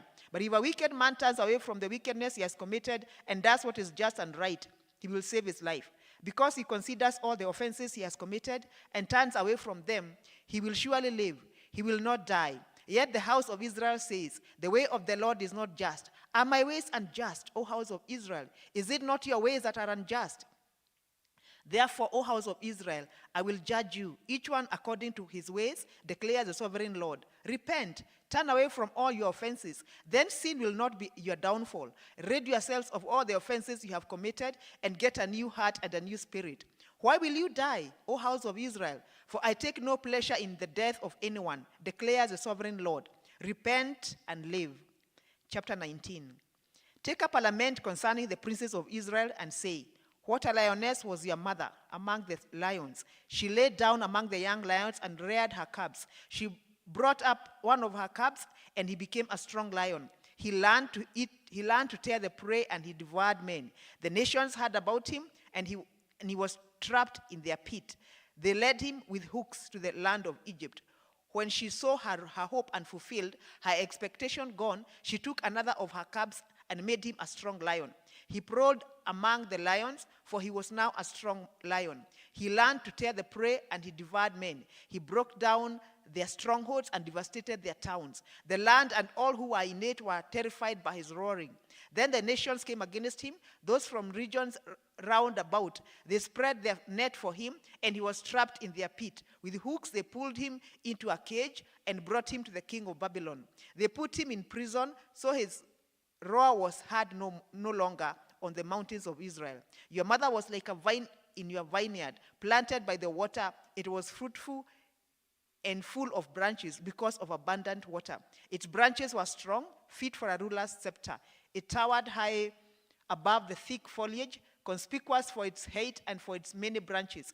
But it was uprooted in fury and thrown to the ground. The east wind made it shrivel. It was stripped of its fruit. Its strong branches withered, and fire consumed them. Now it is planted in the desert in a dry and thirsty land. Fire spread from one of its main branches and consumed its fruit. No strong branch is left on it, fit for a ruler's scepter. This is a lament, and this is to be used as a lament. Ezekiel chapter 20. In the 7th year, in the 5th month of the 10th day, some of the elders of Israel came to inquire of the Lord, and they sat down in front of me. Then the word of the Lord came to me. Son of man, speak to the elders of Israel and say to them, this is what the sovereign Lord says. Have you come to inquire of me? As surely as I live, I will not let you inquire of me, declares the sovereign Lord. Will you judge them? Will you judge them, son of man? Then confront them with the detestable practices of their fathers and say to them, this is what the sovereign Lord says. On the day I chose Israel, I swore with uplifted hand to the descendants of the house of Jacob and revealed myself to them in Egypt. With uplifted hand I say to them, I am the Lord your God. On that day I swore to them that I would bring them out of Egypt into a land I had searched out for them, a land flowing with milk and honey, the most beautiful of all lands. And I say to them, each of you get rid of the vile images you have set your eyes on, and do not defile yourselves with the idols of Egypt. I am the Lord your God. But they rebelled against me and would not listen to me. They did not get rid of the vile images they had set their eyes on, nor did they forsake the idols of Egypt. So I said I would pour out my wrath on them and spared my anger against them in Egypt. But for the sake of my name, I did what would keep it from being profaned in the eyes of the nations they lived among, and in whose sight I had revealed myself to the Israelites by bringing them out of Egypt. Therefore, I led them out of Egypt and brought them into the desert. I gave them my decrees and made known to them my laws, for the man who obeys them will live by them. Also, I gave them my Sabbaths as a sign between us, so they would know that I, the Lord, made them holy. Yet the people of Israel rebelled against me in the desert. They did not follow my decrees, but rejected my laws, although the man who obeys them will live by them, and they utterly desecrated my Sabbaths. So I said I would pour out my wrath on them and destroy them in the desert. But for the sake of my name, I did what would keep it from being profaned in the eyes of the nations in whose sight I had brought them out. Also, with uplifted hand, I swore to them in the desert that I would not bring them into the land I had given them, a land flowing with milk and honey, most beautiful of all lands, because they rejected my laws and did not follow my decrees and desecrated my Sabbaths. For their hearts were devoted to their idols. Yet I looked on them with pity and did not destroy them or put a net to them in the desert. I say to their children in the desert, do not follow the statutes of your fathers or keep their laws or defile yourselves with their idols. I am the Lord your God. Follow my decrees and be careful to keep my laws. Keep my Sabbaths holy, that they may be a sign between us. Then you will know that I am the Lord your God. But the children rebelled against me. They did not follow my decrees. They were not careful to keep my laws, although the man who obeys them will live by them. And they desecrated my Sabbaths. So I said I would pour out my wrath on them and spend my anger against them in the desert.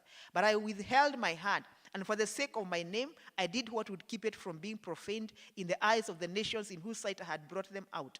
Also with uplifted hand, I swore to them in the desert that I would disperse them among the nations and scatter them through the countries, because they had not obeyed my laws, but had rejected my decrees and desecrated my Sabbaths, and their eyes lusted after their fathers' idols. I also gave them over to statutes that were not good, and laws they could not live by. I let them become defiled through their gifts, the sacrifice of every firstborn, that I might fill them with horror, so they would know that I am the Lord. Therefore, son of man, speak to the people of Israel and say to them, this is what the sovereign Lord says. In this also your fathers blasphemed me by forsaking me.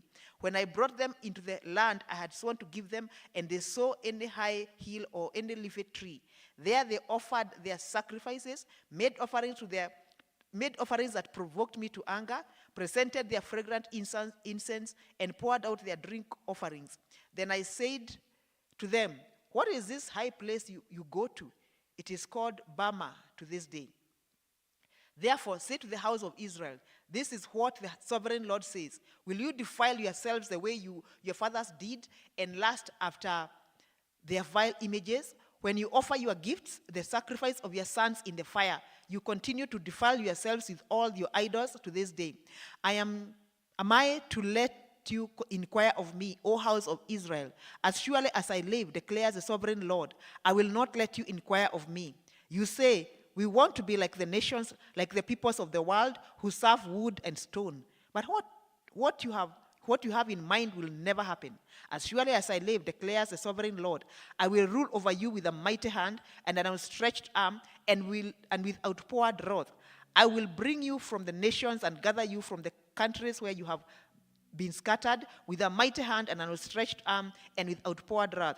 I will bring you into the desert of the nations, and there, face to face, I will execute judgment upon you. As I judged your fathers in the desert of the land of Egypt, so I will judge you, declares the sovereign Lord. I will take note of you as you pass under my rod, and I will bring you into the bond of the covenant. I will purge you of those who revolt and rebel against me. Although I will bring them out of the land where they are living, yet they will not enter the land of Israel. Then you will know that I am the Lord. As for you, O house of Israel, this is what the sovereign Lord says. Go and serve your idols, every one of you. But afterward, you will surely listen to me and no longer profane my holy name with your gifts and idols. For on my holy mountain, the high mountain of Israel, declares the sovereign Lord, there in the land the entire house of Israel will serve me, and there I will accept them. There I will require your offerings and your choice gifts, along with all your holy sacrifices. I will accept you as fragrant incense when I bring you out from the nations and gather you from the countries where you have been scattered, and I will show myself holy among you in the sight of the nations. Then you will know that I am the Lord when I bring you into the land of Israel, the land I had sworn with uplifted heart to give to your fathers. There you will remember your conduct and all the actions by which you have defiled yourselves, and you will loathe yourselves for all the evil you have done. You will know that I am the Lord when I deal with you for my name's sake, and not according to your evil ways and your corrupt practices, O house of Israel, declares the sovereign Lord. The word of the Lord came to me, Son of man, set your face toward the south, preach against the south and prophesy against the forest of the southland. Say to the southern forest, hear the word of the Lord. This is what the sovereign Lord says. I am about to set fire to you and to consume all your trees, both green and dry. The blazing flame will not be quenched, and every face from south to north will be scorched by it. Everyone will see that I, the Lord, have kindled it. It will not be quenched. Then I said, sovereign Lord, they are saying of me, isn't he just telling parables? Chapter 21.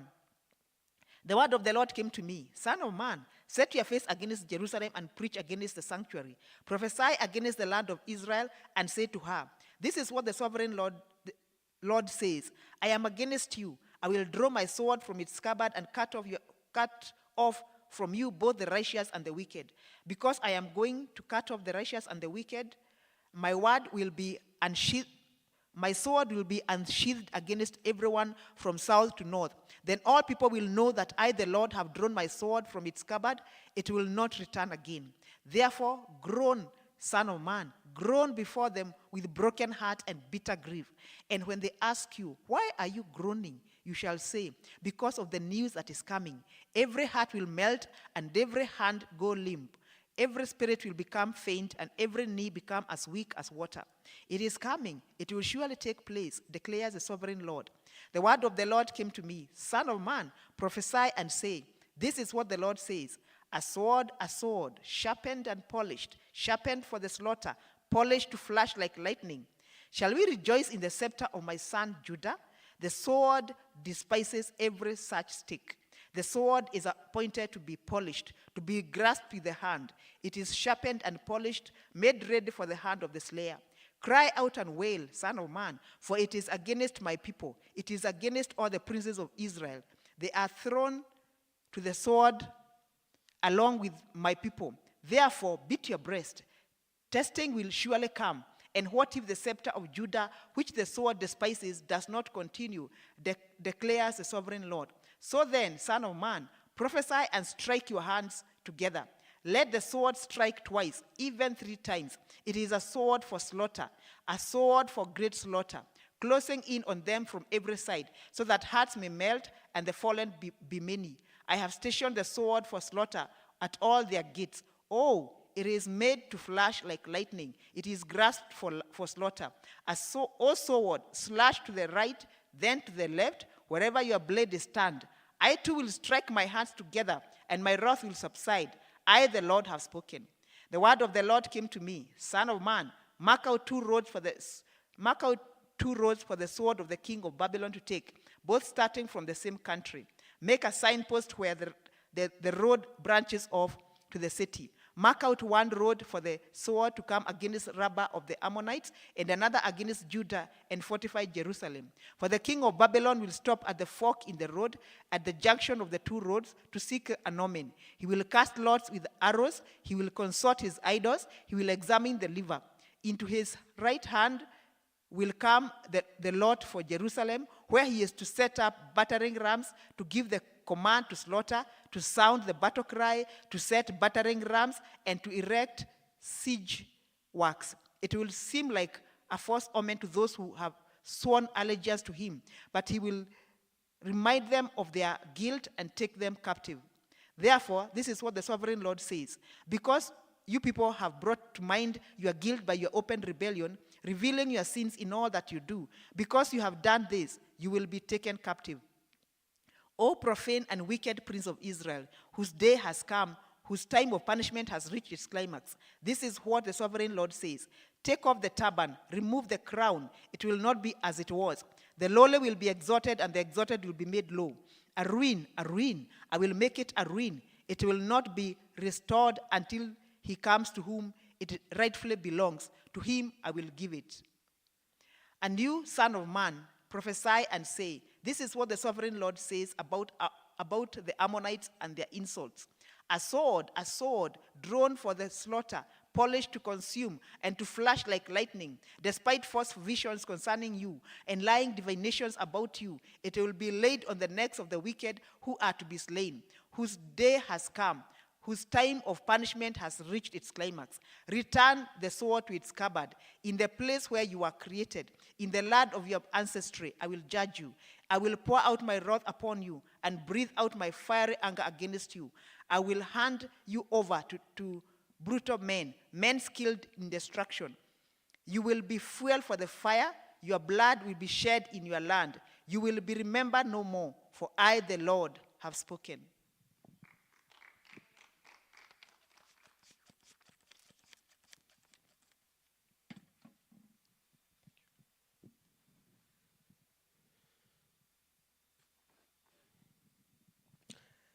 Ezekiel chapter 22. The word of the Lord came to me, Son of man, will you judge her? Will you judge this city of bloodshed? Then confront her with all her detestable practices and say, this is what the sovereign Lord says. O city that brings on herself doom by shedding blood in her midst and defiles herself by making idols.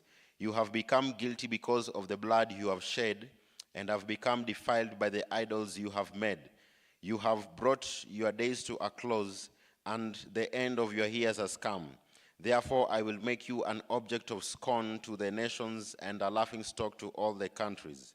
Those who are near and those who are far away will mock you, O infamous city, full of turmoil.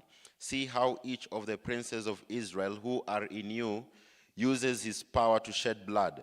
In you they have treated father and mother with contempt. In you they have oppressed the alien and mistreated the fatherless and the widow. You have despised my holy things and desecrated my Sabbaths. In you are slanderous men bent on shedding blood. In you are those who eat at the mountain shrines and commit lewd acts. In you are those who dishonor their father's bed. In you are those who violate women during their period when they are ceremonially unclean. In you, one man commits a detestable offense with his neighbor's wife, another shamefully defiles his daughter-in-law, and another violates his sister, his own father's daughter. In you, men accept bribes to shed blood. You take usury and excessive interest and make unjust gain from your neighbors by extortion. And you have forgotten me, declares the sovereign Lord. I will surely strike my hands together at the unjust gain you have made and at the blood you have shed in your midst. Will your courage endure, or your hands be strong in the day I deal with you? I, the Lord, have spoken, and I will do it. I will disperse you among the nations and scatter you through the countries. I will put an end to your uncleanness. When you have been defiled in the eyes of the nations, you will know that I am the Lord. Then the word of the Lord came to me, Son of man, the house of Israel has become dross to me. All of them are the copper, tin, iron, and lead left inside a furnace. They are but the dross of silver. Therefore, this is what the sovereign Lord says: because you have all become dross, I will gather you into Jerusalem. As men gather silver, copper, iron, lead, and tin into a furnace to melt it with a fiery blast, so will I gather you in my anger and my wrath and put you inside the city and melt you. I will gather you and I will blow on you with my fiery wrath, and you will be melted inside her. As silver is melted in a furnace, so you will be melted inside her, and you will know that I, the Lord, have poured out my wrath upon you. Again the word of the Lord came to me: Son of man, say to the land, you are a land that has had no rain or showers in the day of wrath. There is a conspiracy of her princes within her, like a roaring lion tearing its prey. They devour people, take treasures and precious things, and make many widows within her. Her priests do violence to my law and profane my holy things. They do not distinguish between the holy and the common. They teach that there is no difference between the unclean and the clean, and they shut their eyes to the keeping of my Sabbaths, so that I am profaned among them. Her officials within her are like wolves tearing their prey. They shed blood and kill people to make unjust gain. Her prophets whitewash these deeds for them by false visions and lying divinations. They say, this is what the sovereign Lord says, when the Lord has not spoken. The people of the land practice extortion and commit robbery. They oppress the poor and needy and mistreat the alien, denying them justice. I looked for a man among them who would build up the wall and stand before me in the gap on behalf of the land, so I will not have to destroy it. But I found none. So I will pour out my wrath on them and consume them with my fiery anger, bringing down on their own heads all they have done, declares the sovereign Lord. Chapter 23. The word of the Lord came to me: Son of man, there were two women, daughters of the same mother. They became prostitutes in Egypt, engaging in prostitution from their youth. In that land their breasts were fondled and their virgin bosoms caressed. The older was named Ohola, and her sister was Oholiba. They were mine and gave birth to sons and daughters. Ohola is Samaria, and Oholiba is Jerusalem. Ohola engaged in prostitution while she was still mine, and she lusted after her lovers. The Assyrians, warriors clothed in blue, governors and commanders, all of them handsome young men and mounted horsemen. She gave herself as a prostitute to all the elite of the Assyrians and defiled herself with all the idols of everyone she lusted after. She did not give up the prostitution she began in Egypt, when during her youth men slept with her, caressed her virgin bosom, and poured out their lust upon her. Therefore I handed her over to her lovers, the Assyrians, for whom she lusted. They stripped her naked, took away her sons and daughters, and killed her with the sword. She became a byword among women, and punishment was inflicted on her. Her sister Oholiba saw this, yet in her lust and prostitution she was more depraved than her sister. She too lusted after the Assyrians, governors and commanders, warriors in full dress, mounted horsemen, all handsome young men. I saw that she too defiled herself. Both of them went the same way. But she carried her prostitution still further. She saw men portrayed on a wall, figures of Chaldeans portrayed in red, with belts around their waists and flowing turbans on their heads. All of them looked like Babylonian chariot officers, natives of Chaldea. As soon as she saw them, she lusted after them and sent messengers to them in Chaldea. Then the Babylonians came to her to the bed of love, and in their lust they defiled her. After she had been defiled by them, she turned away from them in disgust.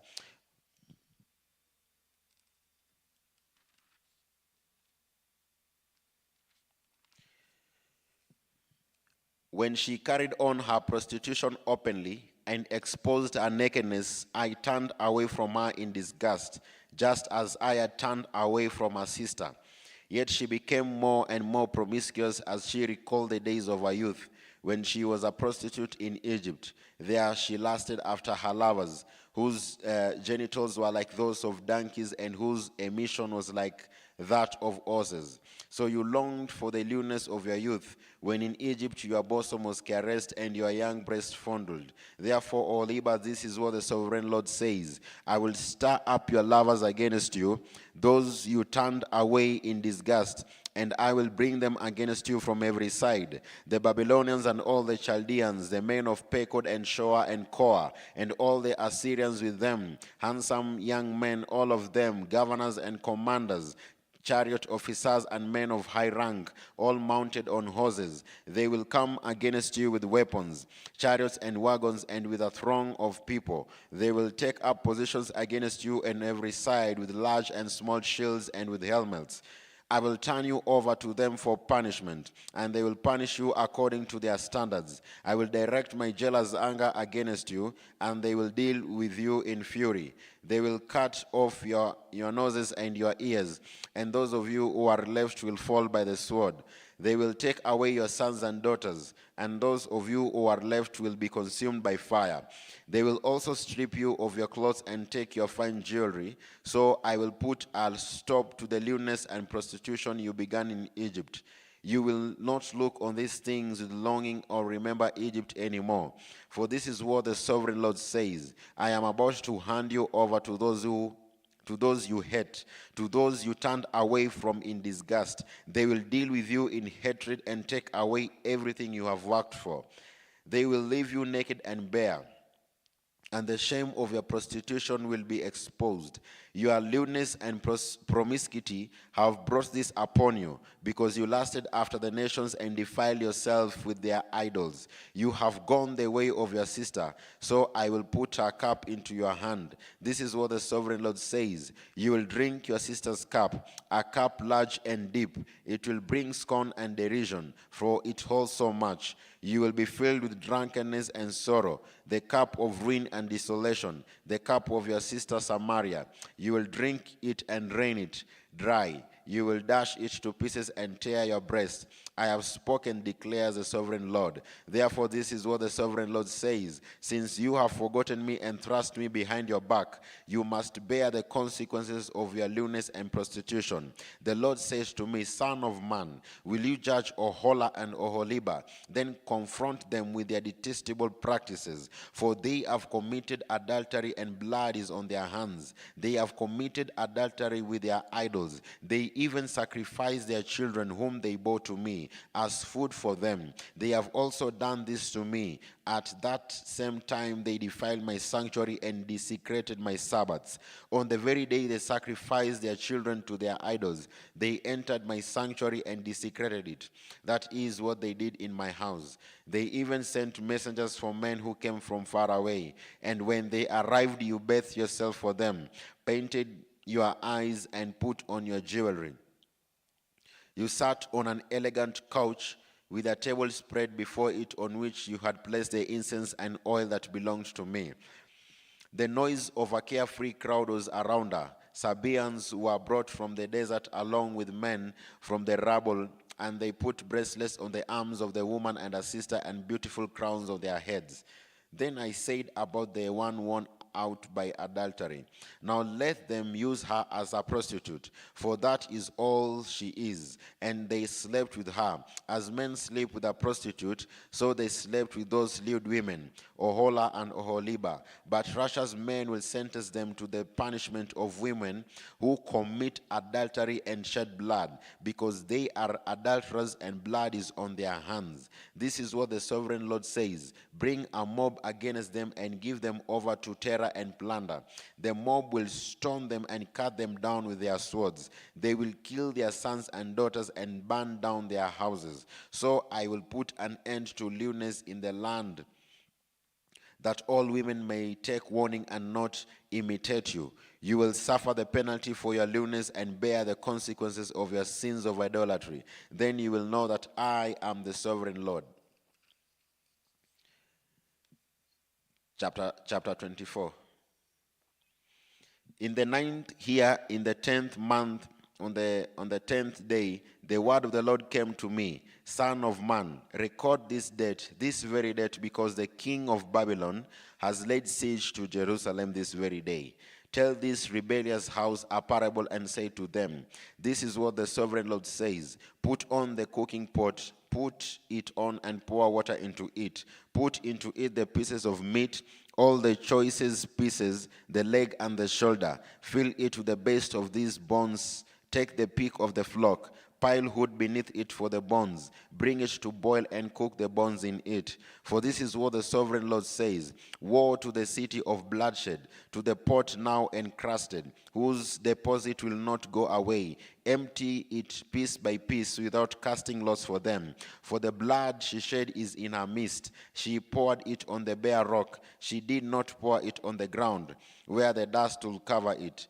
To stir up wrath and take revenge, I put her blood on the bare rock, so that it will not be covered.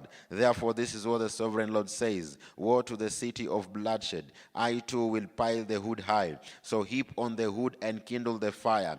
Cook the meat well, mixing in the spices, and let the bones be cured. Then set the empty pot on the coals till it becomes hot and its copper glows, so its impurities may be melted and its deposit burned away. It has frustrated all efforts. Its heavy deposit has not been removed, not even by fire. Now your impurity is leanness, because I tried to cleanse you, but you will not be cleansed from your impurity. You will not be clean again until my wrath against you has subsided. I, the Lord, have spoken. The time has come for me to act. I will not hold back. I will not have pity, nor will I relent. You will be judged according to your conduct and your actions, declares the sovereign Lord. The word of the Lord came to me, Son of man, with one blow I am about to take away from you the delight of your eyes. Yet do not lament or weep or shed any tears. Groan quietly. Do not mourn for the dead. Keep your turban fastened and your sandals on your feet. Do not cover the lower part of your face or eat the customary food of mourners. So I spoke to the people in the morning, and in the evening my wife died. The next morning I did as I had been commanded. Then the people asked me, won't you tell us what these things have to do with us? So I said to them, the word of the Lord came to me. Say to the house of Israel, this is what the sovereign Lord says. I am about to desecrate my sanctuary, the stronghold in which you take pride, the delight of your eyes, the object of your affection. The sons and daughters you left behind will fall by the sword, and you will do as I have done. You will not cover the lower part of your face or eat the customary food of mourners.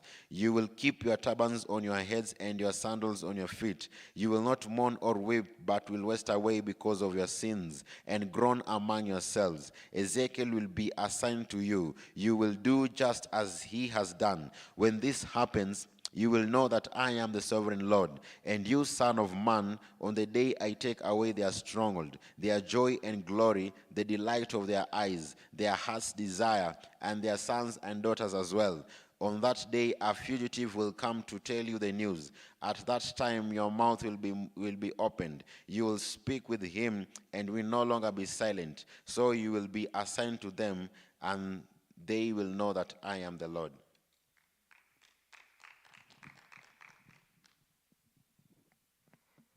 Ezekiel chapter 25.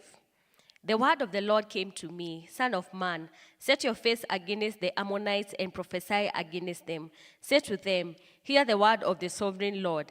This is what the sovereign Lord says. Because you said, aha, over my sanctuary when it was desecrated, and over the land of Israel when it was laid waste, and over the people of Judah when they went into exile. Therefore, I'm going to give you to the people of the east as a possession. They will set up their camps and pitch their tents among you. They will eat your fruit and drink your milk. I will turn Rabbah into a pasture for camels and Ammon into a resting place for sheep. Then you will know that I am the Lord. For this is what the sovereign Lord says. Because you have clapped your hands and stamped your feet, rejoicing with all the malice of your heart against the land of Israel.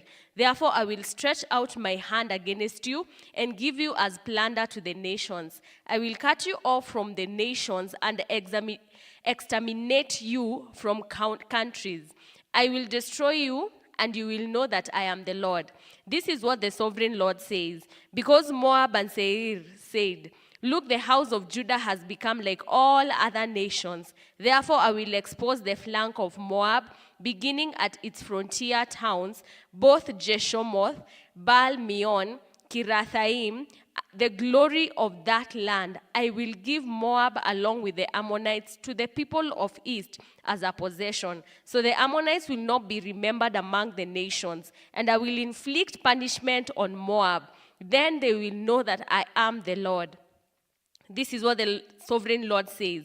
Because Edom took revenge on the house of Judah and became very guilty by doing so. Therefore, this is what the sovereign Lord says. I will stretch out my hand against Edom and kill its men and their animals. I will lay it waste from Tema to Dedan. They will fall by their sword. I will take vengeance on Edom by the hand of my people Israel, and they will deal with Edom in accordance with my anger and my wrath. They will know my vengeance, declares the sovereign Lord. This is what the sovereign Lord says. Because the Philistines acted in vengeance and took revenge with malice in their hearts, and with ancient hostility sought to destroy Judah. Therefore, this is what the sovereign Lord says. I am about to stretch out my hand against the Philistines, and I will cut off the Kerethites and destroy those remaining along the coast. I will carry out great vengeance on them and punish them in my wrath.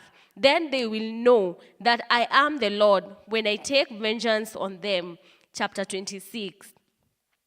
In the 11th year, on the first day of the month, the word of the Lord came to me, Son of man, because Tyre had said to Jerusalem, Aha, the gate of the nations is broken, and its doors have swung open to me. Now that she lies in ruins, I will prosper. Therefore, this is what the sovereign Lord says.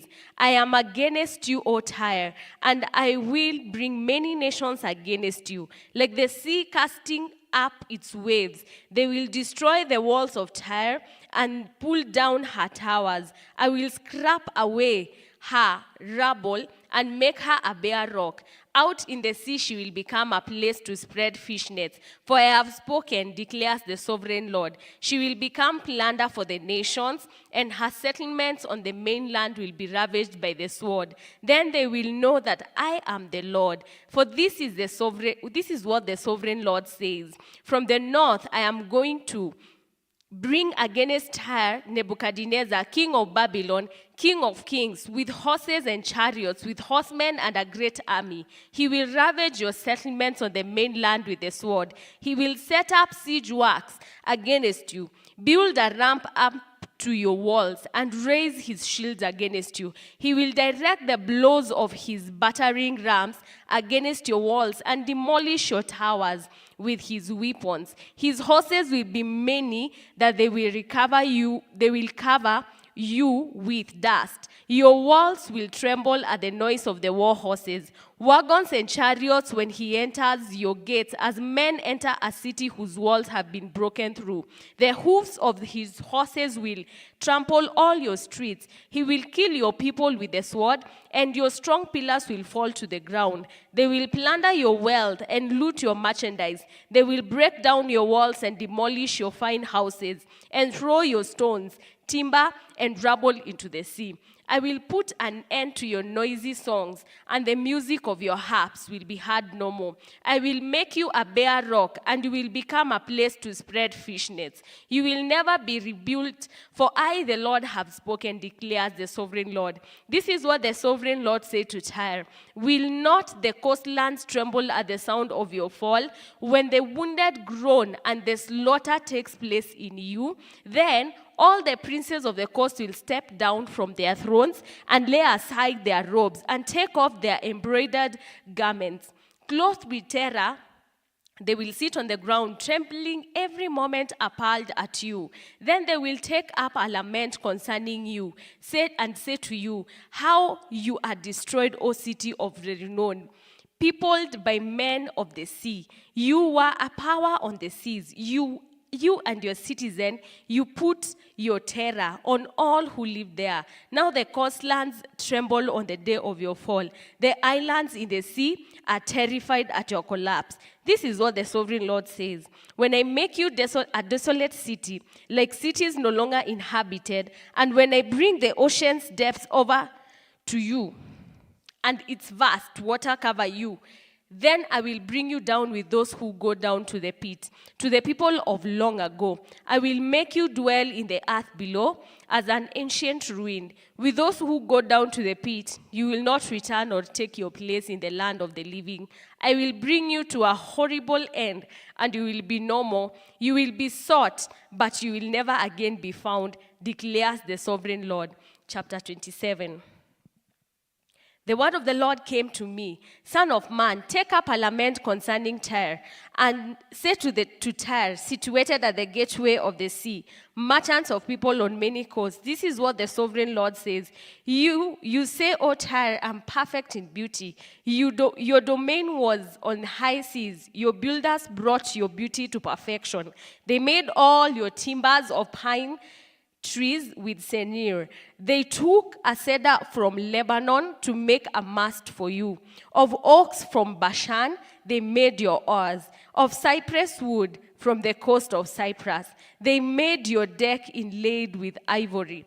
Fine embroidered linen from Egypt was your sail, and served as your banner. Your awnings were blue and purple from the coast of Elishaha.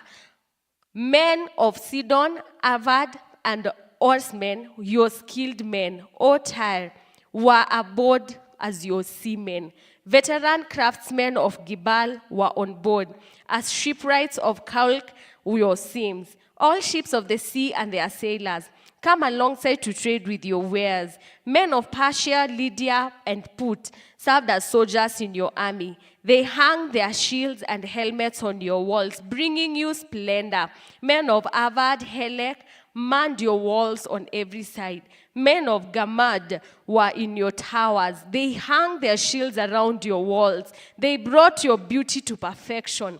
Tarshish did business with you because of your great wealth of goods. They exchanged silver and iron and lead for your merchandise. Greece, Tubal, Meshech traded with you. They exchanged slaves and articles of bronze for your wares. Men of Beth Togarmah exchanged war horses, and mules for your merchandise. The men of Rhodes traded with you, and many coastlands were your customers. They paid you with ivory tusks and ebony. Aram did business with you because of your many products. They exchanged turquoise, purple fabric, embroidered work, fine linen, coral, and rubies for your merchandise. Judah and Israel traded with you. They exchanged wheat from mint and confections, honey, oil, and balm for your wares.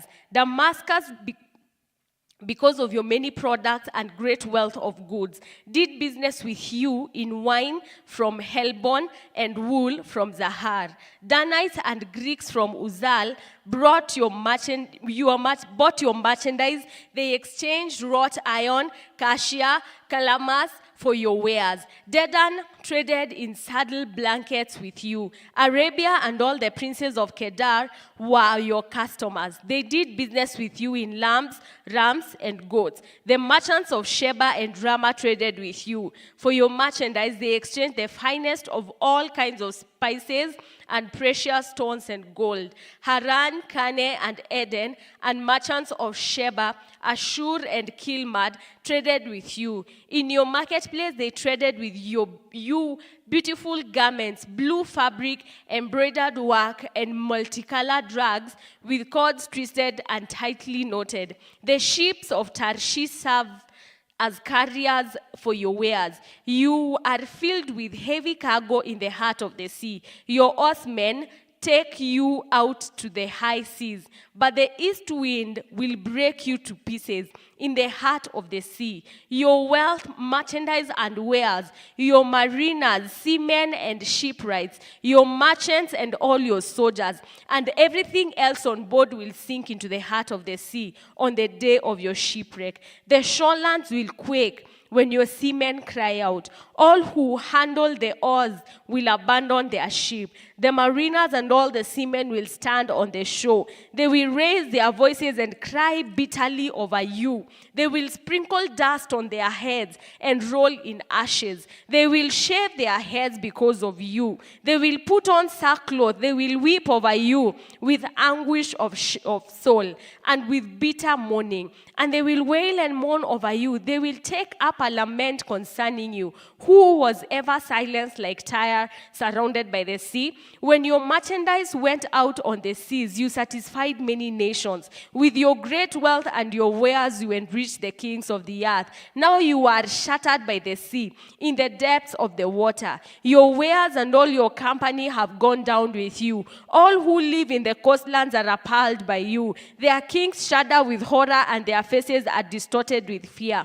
The merchants among you, the nations that hiss at you, you have come to a horrible end and will be no more. Chapter 28. The word of the Lord came to me, Son of man, say to the ruler of Tyre, this is what the sovereign Lord says. In the pride of your heart you say, I'm a god. I sit on the throne of a god in the heart of the seas. But you are man and not a god. Though you think you are as wise as a god, are you wiser than Daniel? Is no secret hidden from you? By your wisdom and understanding you have gained wealth for yourself and amassed gold and silver in your treasuries. By your great skill in trading you have increased your wealth. And because of your wealth your heart has grown proud. Therefore, this is what the sovereign Lord says, because you think you are wise as a god, I am going to bring foreigners against you, the most ruthless of nations. They will draw their swords against your beauty and wisdom and pierce your shining splendor. They will bring you down to the pit, and you will die a violent death. In the heart of the seas you will then say, I am a god, in the presence of those who kill you. And you will be put but a man, not a god, in the hands of those who slay you. You will die the death of the uncircumcised at the hands of foreigners. I have spoken, declares the sovereign Lord. The word of the Lord came to me, Son of man, take up a lament concerning the king of Tyre, and say to him, this is what the sovereign Lord says. You are the model of perfection, full of wisdom and perfect in beauty. You are in Eden, the garden of God.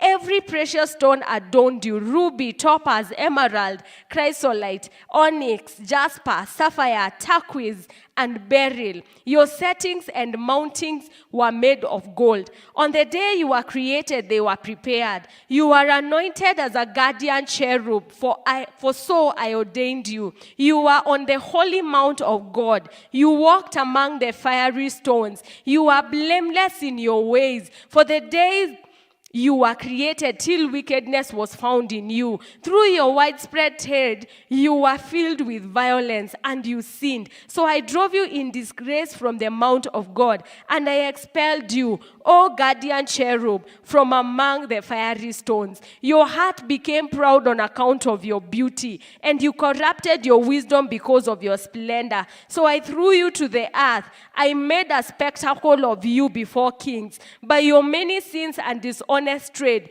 you have desecrated your sanctuaries. So I made a fire come out from you, and it consumed you, and I reduced you to ashes on the ground in the sight of all who are watching. All the nations who knew you are appalled at you. You have come to a horrible end and will be no more. The word of the Lord came to me, Son of man, set your face against Sidon, prophesy against her and say, this is what the sovereign Lord says. I am against you, O Sidon. I will gain glory within you. They will know that I am the Lord, when I afflict punishment on her and show myself holy within her. I will send a plague upon her and make blood flow in her streets. The slain will fall within her, with a sword against her on every side. Then they will know that I am the Lord. No longer will the people of Israel have malicious neighbors who are painful briars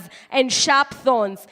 Then you will know that I am the sovereign Lord. This is what the sovereign Lord says. When I gather the people of Israel from the nations where they have been scattered, I will show myself holy among them in the sight of the nations. Then they will live in their own land, which I gave to my servant Jacob. They will live there in safety and will build houses and plant vineyards. They will live in safety when I inflict punishment on all their neighbors who malign them. Then you will know that I am the Lord their God.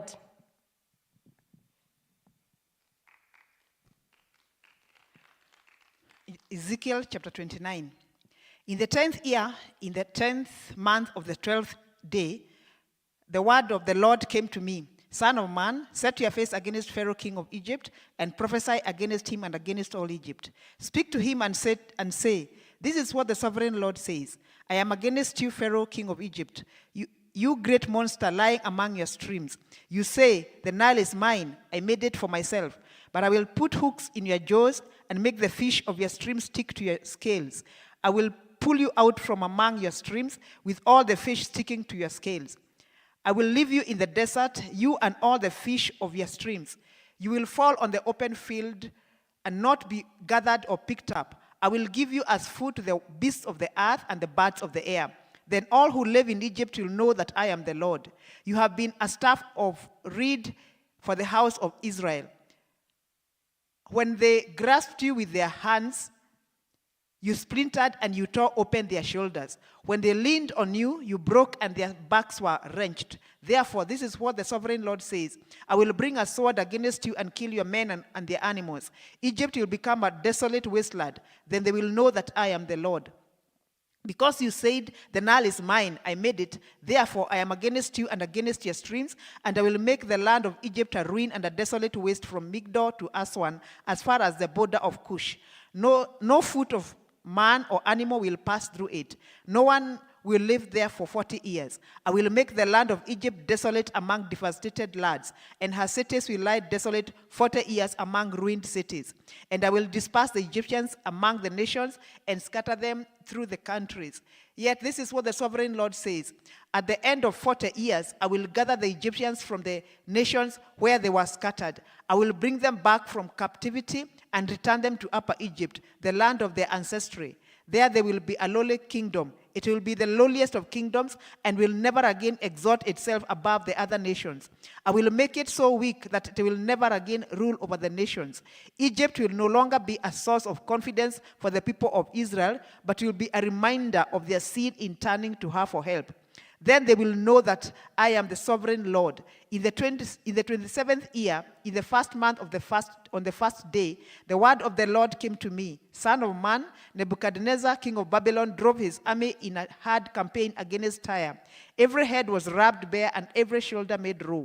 Yet he and his army got no reward from the campaign he led against Tyre. Therefore, this is what the sovereign Lord says. I am going to give Egypt to Nebuchadnezzar, king of Babylon, and he will carry off its wealth. He will loot and plunder the land as pay for his army. I have given him Egypt as a reward for his efforts because he and his army did it for me, declares the sovereign Lord. On that day, I will make a horn grow for the house of Israel, and I will open your mouth among them. Then they will know that I am the Lord. Chapter 30 of Ezekiel. The word of the Lord came to me. Son of man, prophesy and say, this is what the sovereign Lord says. Wail and say, alas for that day, for the day is near. The day of the Lord is near. A day of clouds, a time of doom for the nations. A sword will come against Egypt, and anguish will come upon Cush.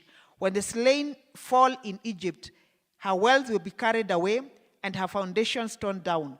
Cush and Put, Lydia and all Arabia, Libya and the people of the covenant covenant land will fall by the sword along with Egypt. This is what the Lord says. The allies of Egypt will fall, and her proud strength will fail. From Migdol to Aswan, they will fall by the sword within her, declares the sovereign Lord. They will be desolate among desolate lands, and their cities will lie among ruined cities. Then they will know that I am the Lord when I set fire to Egypt, and all her helpers are crushed. On that day, messengers will go out from me in ships to frighten Cush out of her complacency. Anguish will take hold of them on the day of Egypt's doom, for it is sure to come. This is what the sovereign Lord says. I will put an end to the hordes of Egypt by the hand of Nebuchadnezzar, king of Babylon. He and his army, the most ruthless of nations, will be brought in to destroy the land. They will draw their swords against Egypt and fill the land with the slain. I will dry up the streams of the Nile and sell the land to evil men. By the hand of foreigners, I will lay waste the land and everything in it. I, the Lord, have spoken. This is what the sovereign Lord says. I will destroy the idols and put an end to the images in Memphis. No longer will there be a prince in Egypt, and I will spread fear throughout the land. I will lay waste Upper Egypt, set fire to Zoan, and inflict punishment on Thebes. I will pour out my wrath on Pelusium, the stronghold of Egypt, and cut off the hordes of Thebes. I will set fire to Egypt. Pelusium will writhe in agony. Thebes will be taken by storm. Memphis will be in constant distress. The young men of Heliopolis and Bubastis will fall by the sword, and the cities themselves will go into captivity. Dark will be the day at Tapanes when I break the yoke of Egypt. There her proud strength will come to an end. She will be covered with clouds, and her villages will go into captivity. So I will inflict punishment on Egypt, and they will know that I am the Lord. In the 11th year, in the first month on the 7th day, the word of the Lord came to me. Son of man, I have broken the arm of Pharaoh, king of Egypt. It has not been bowed up for healing or put in a splint so as to become strong enough to hold a sword. Therefore, this is what the sovereign Lord says. I am against Pharaoh, king of Egypt. I will break both his arms, the good arm as well as the broken one, and make the sword fall from his hand. I will disperse the Egyptians among the nations and scatter them through the countries. I will strengthen the arms of the king of Babylon and put my sword in his hand. But I will break the arms of Pharaoh, and he will groan before him like a mortally wounded man. I will strengthen the arms of the king of Babylon, but the arms of Pharaoh will fall limp. Then they will know that I am the Lord when I put my sword into the hand of the king of Babylon, and he brandishes it against Egypt. I will disperse the Egyptians among the nations and scatter them through the countries. Then they will know that I am the Lord.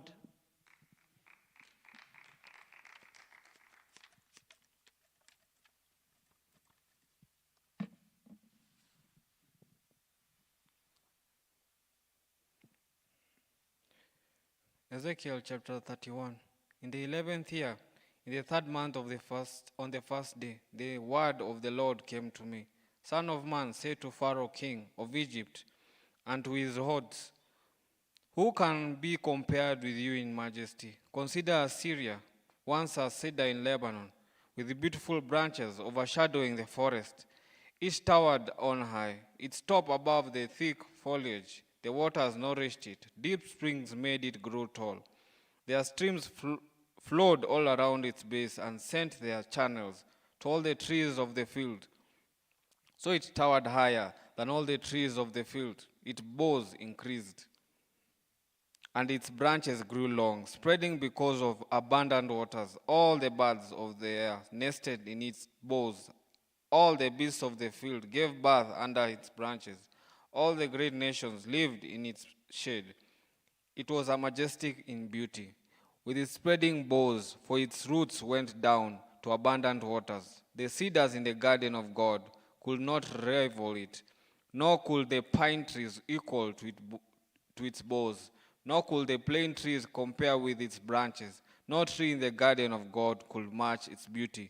I made it beautiful with abundant branches, the envy of all the trees of Eden in the garden of God. Therefore, this is what the sovereign Lord says. Because it towered on high, lifting its top above the thick foliage, and because it was proud of its height, I handed it over to the ruler of the nations, for him to deal with according to its wickedness. I cast it aside, and the most ruthless of foreign nations cut it down and left it. Its boughs fell on the mountains and in all the valleys. Its branches lay broken in all the ravines of the land. All the nations of the earth came out from under its shade and left it. All the birds of the air settled on the fallen tree, and all the beasts of the field was among its branches. Therefore, no other trees by the waters are even to tower proudly on high, lifting their tops above the thick foliage. No other trees so well watered are ever to reach such a height. They are all destined for death, for the earth below, among mortal men, with those who go down to the pit. This is what the sovereign Lord says. On the day it was brought down to the grave, I covered the deep springs with mourning for it. I held back its streams, and its abundant waters were restrained. Because of it, I clothed Lebanon with gloom, and all the trees of the field withered away. I made the nations tremble at the sound of its fall. When I brought it down to the grave with those who go down to the pit, then all the trees of Eden, the choicest and the best of Lebanon, all the trees that were well watered, were consoled in the earth below. Those who lived in its shade, its allies among the nations, had also gone down to the grave with it, joining those killed by the sword. Which of the trees of Eden can be compared with you in splendor and majesty? Yet you too will be brought down with the trees of Eden to the earth below. You will lie among the uncircumcised, with those killed by the sword. This is Pharaoh and all hordes, declares the sovereign Lord. Ezekiel chapter 32. In the 12th year, in the 12th month, on the first day, the word of the Lord came to me. Son of man, take up a lament concerning Pharaoh, king of Egypt, and say to him, you are like a lion among the nations. You are like a monster in the seas, thrashing about in your streams, churning the water with your feet and muddying the streams. This is what the sovereign Lord says. With a great throng of people, I will cast my net over you, and they will haul you up in my net. I will throw you on the land and hurl you on the open field. I will let all the birds of the air settle on you, and all the beasts of the earth gorge themselves on you. I will spread your flesh on the mountains and fill the valleys with your remains. I will drench the land with your flowing blood, and all the way to the mountains, all the ravines will be filled with your flesh. When I snuff you out, I will cover the heavens and darken their stars. I will cover the sun with a cloud.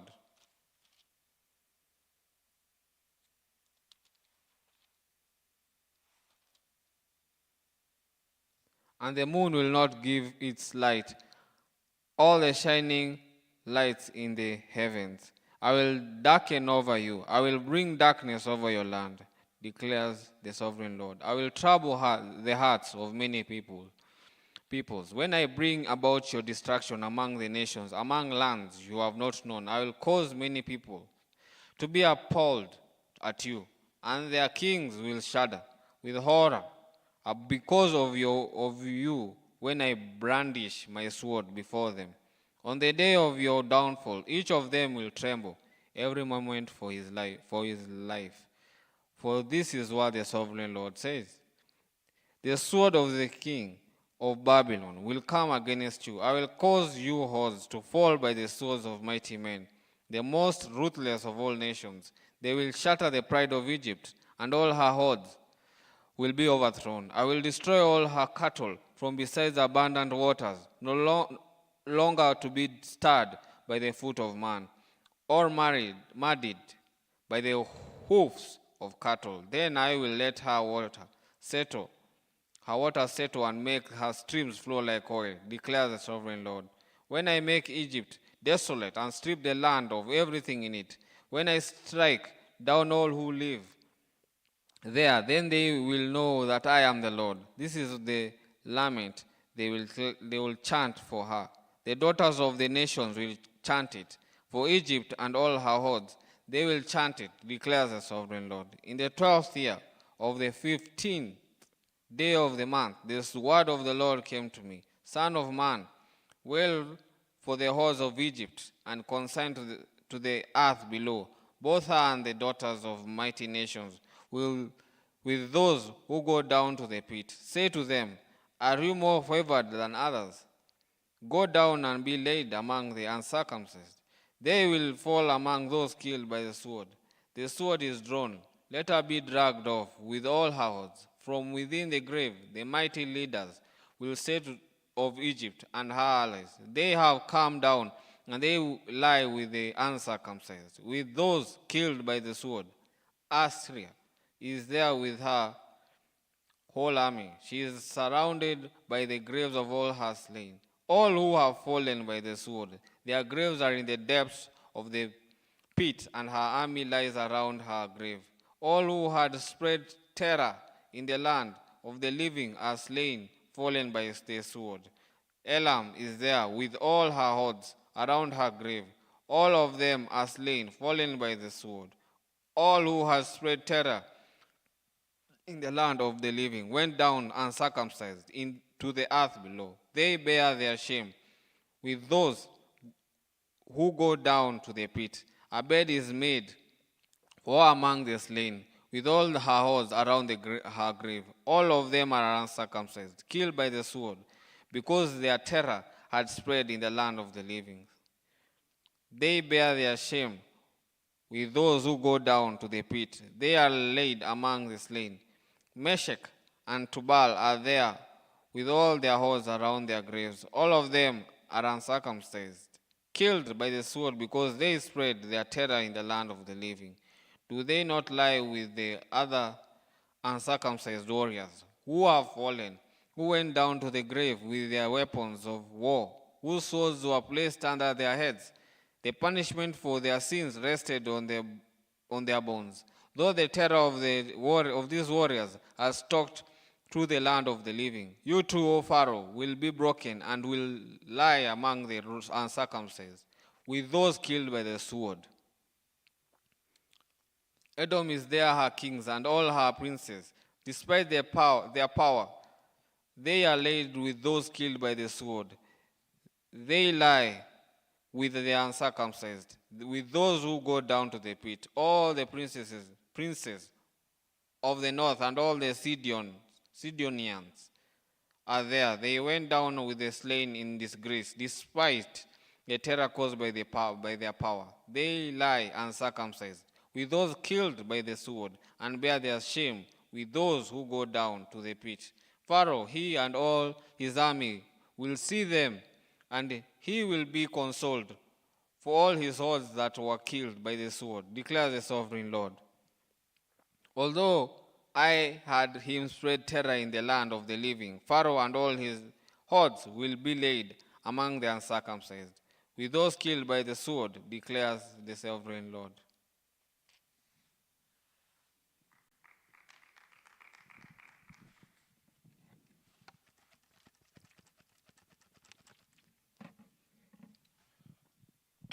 We continue Ezekiel chapter 33. The word of the Lord came to me, Son of man, speak to your countrymen and say to them, when I bring the sword against a land and people of the land choose one of their men and make him their watchman, and he sees the sword coming against the land and blows the trumpet to warn the people. Then if anyone hears the trumpet but does not take a warning, and the sword comes and takes his life, his blood will be on his own head. Since he heard the sound of the trumpet but did not take a warning, his blood will be on his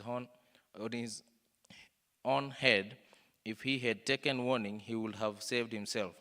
But if watchman sees the sword coming, does not blow the trumpet to warn the people, and the sword comes to take the life of one of them, the man will be taken away because of his sin. But I will hold the watchman accountable for his blood. Son of man, I have made you a watchman for the house of Israel. So hear the word I speak and give them warning from me. When I say to the wicked, O wicked man, you will surely die, and you do not speak out to dissuade him from his ways, that wicked man will die for his sin, and I will hold you accountable for his blood. But if you do warn the wicked man to turn from his ways, and he does not do so, he will die for his sin, but you will have saved yourself. Son of man, say to the house of Israel, this is what you are saying. Our offenses and sins weigh us down, and we are wasting away because of them. How then can we live? Say to them, as surely as I live, declares the sovereign Lord, I take no pleasure in the death of the wicked, but rather that they turn from their ways and live. Turn from your evil ways. Why will you die, O house of Israel? Therefore, son of man, say to your countrymen, the rashness of the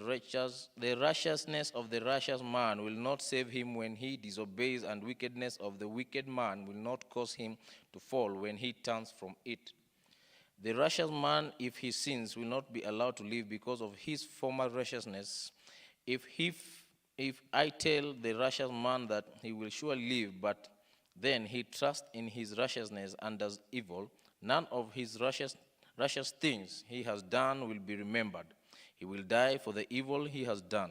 And if I say to the wicked man, you will surely die, but he then turns away from his sin and does what is just and right, if he gives back what he took in pledge for a loan, returns what he has stolen, follows the decrees that give life, and does no evil, he will surely live. He will not die. None of the sins he has committed will be remembered against him. He has done what is just and right. He will surely live. Yet your countrymen say, the way of the Lord is not just, but it is their way that it is not just. If a righteous man turns from his righteousness and does evil, he will die for it. And if a wicked man turns away from his wickedness and does what is just and right, he will live by doing so. Yet, O house of Israel, you say, the way of the Lord is not just, but I will judge each of you according to his own ways. Verse 21, in the 12th year of our exile, in the 10th month of the 5th day, a man who had escaped from Jerusalem came to me and said, the city has fallen. Now the evening before the men arrived, and the hand of the Lord was upon me, and he opened my mouth before the man came to me in the mornings. So my mouth was opened, and I was no longer silent. Then the sword of the Lord came to me, Son of man, the people living in those ruins in the land of Israel are saying, Abraham was the only man, yet he possessed the land. But we are many, surely. The land has been given to us as our possession. Therefore, say to them, this is what the sovereign Lord says. Since you eat meat with the blood still in it and look to your idols and shed blood, should you then possess the land? You rely on your sword. You rely on your sword. You do detestable things,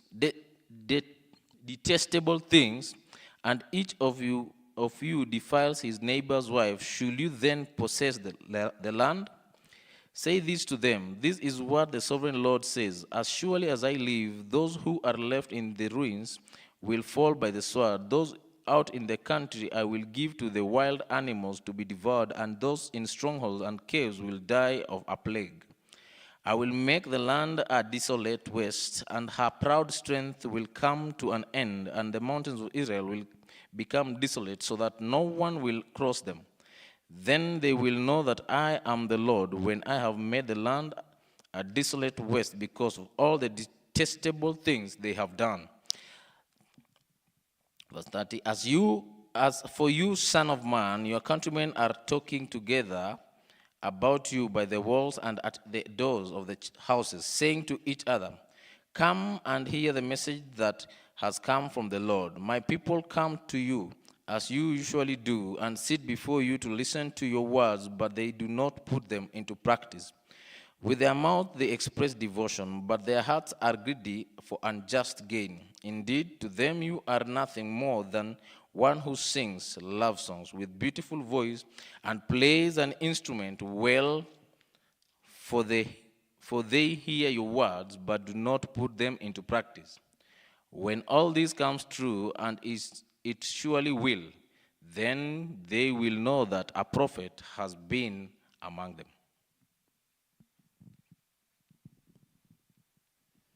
34.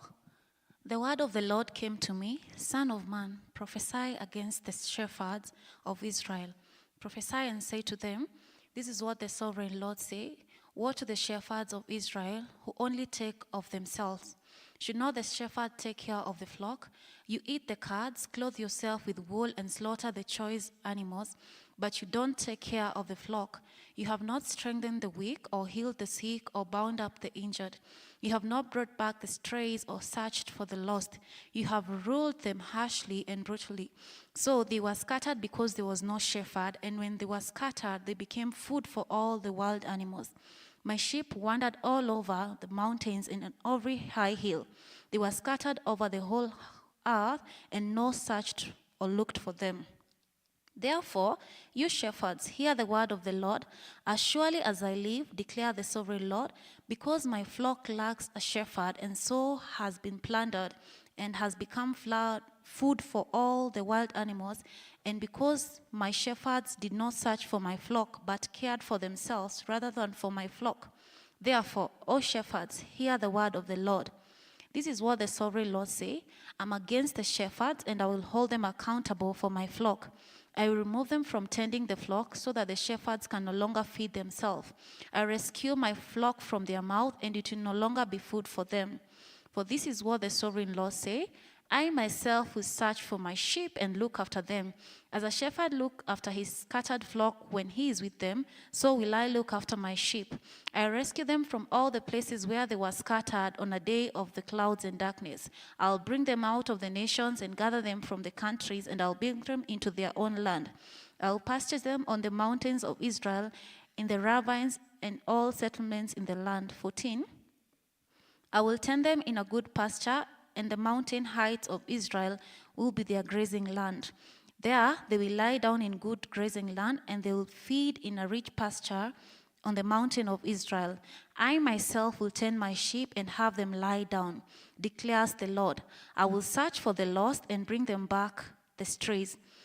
I will bind the injured and strengthen the weak, but the sleek and the strong I will destroy. I will shepherd the flock with justice. As for you, my flock, this is what the sovereign Lord says. I will judge between one sheep and another, and between rams and goat. Is it not enough for you to feed on the good pasture? Must you also trample the rest of your pasture with your feet? Is it not enough for you to drink clear water? Must you also muddy the rest with your feet? Must my flock feed on what you have trampled and drink what you have muddied with your feet? Therefore, this is what the sovereign Lord said to them. See, I myself will judge between the fat sheep and the lean sheep, because you shove with flank and shoulder, patting all the weak sheep with your horns until you have driven them away. I will save my flock, and they will no longer be plundered. I will judge between one sheep and another.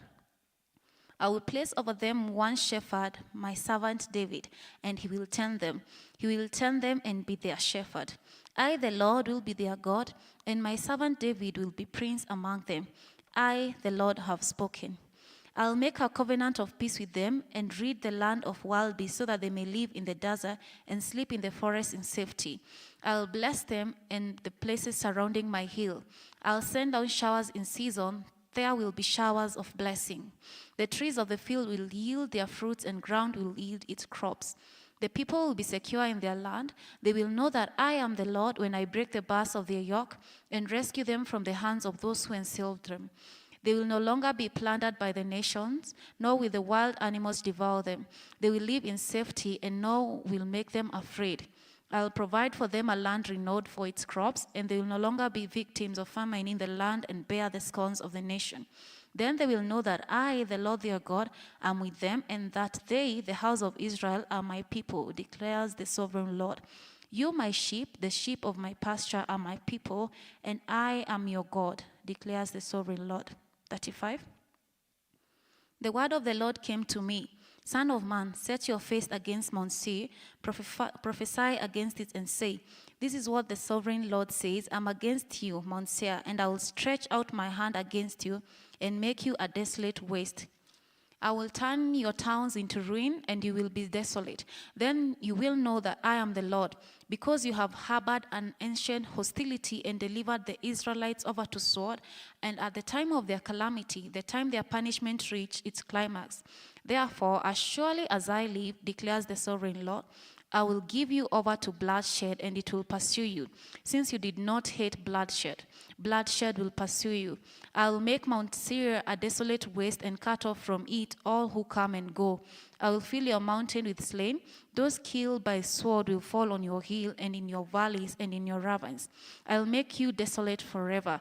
Your towns will not be inhabited. Then you will know that I am the Lord.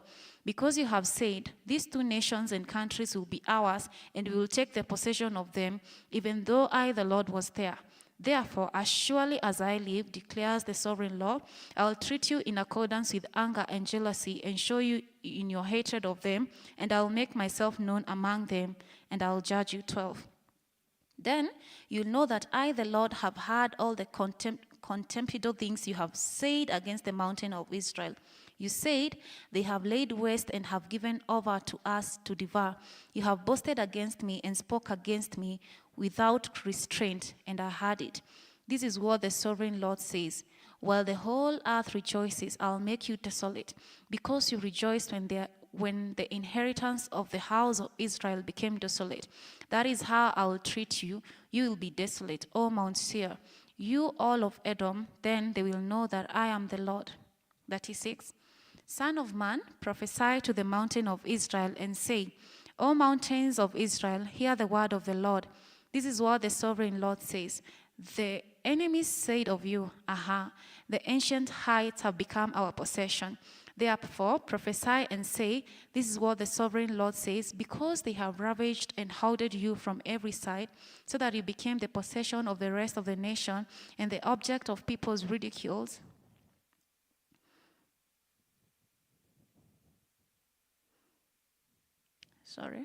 This is what the sovereign Lord says, because they have ravaged and hoarded you from every side, that you have become the possession of the rest of the nation and the object of people malicious talk and slander.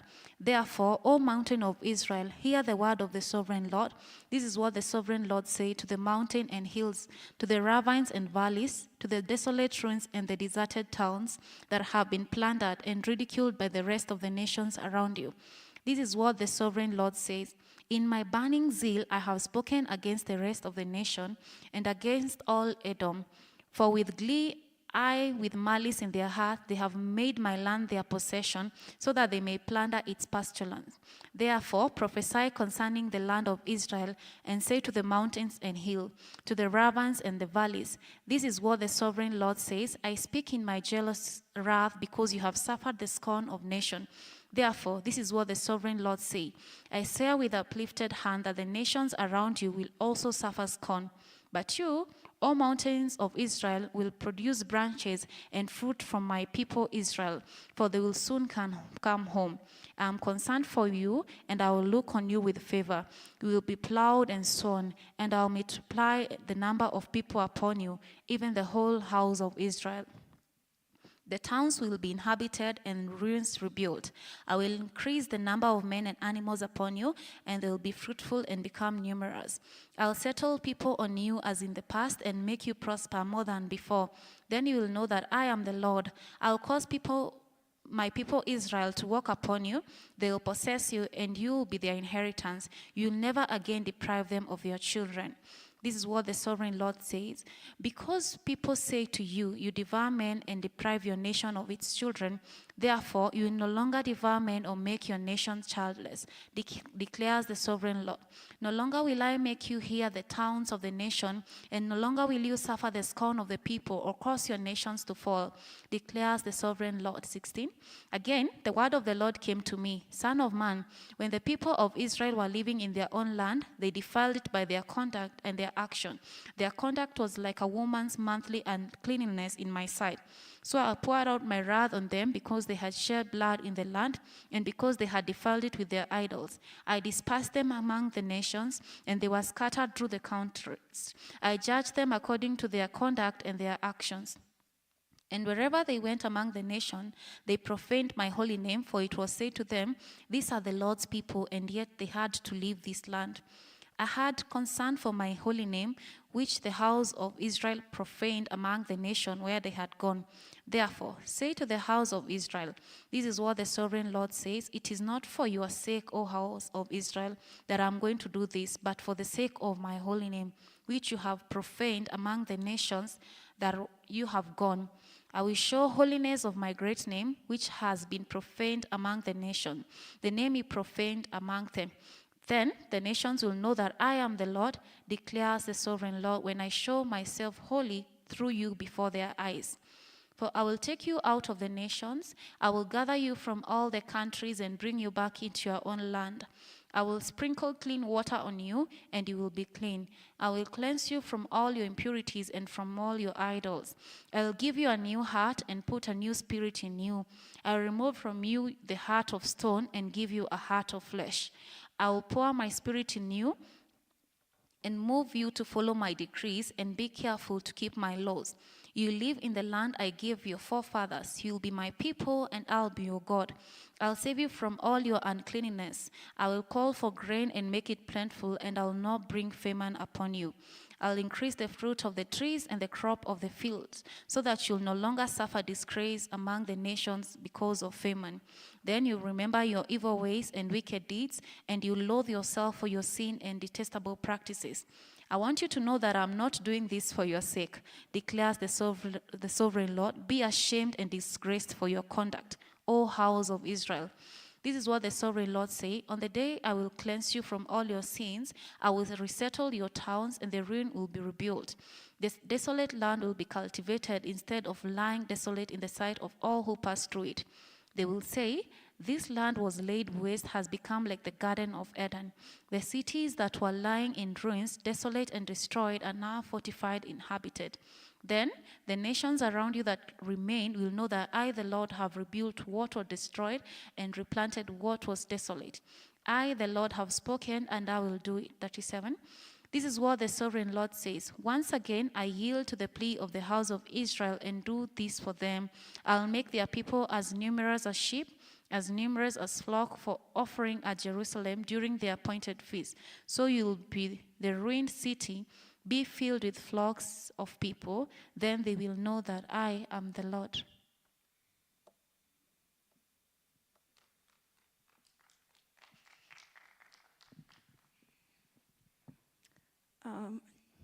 Chapter 37. The hand of the Lord was upon me, and he brought me out by the Spirit of the Lord and set me in the middle of a valley. It was full of bones. He led me back and forth among them, and I saw a great many bones on the floor of the valley, bones that were very dry. He asked me, "Son of man, can these bones live?" I said, "O sovereign Lord, you alone know." Then he said to me, "Prophesy to these bones and say to them, dry bones, hear the word of the Lord. This is what the sovereign Lord says to these bones. I'll make breath enter you, and you will come to life. I will attach tendons to you and make flesh come upon you and cover you with skin. I will put breath in you, and you will come to life. Then you will know that I am the Lord." So I prophesied as I was commanded, and as I was prophesying, there was a noise, a rattling sound, and the bones came together, bone to bone. I looked,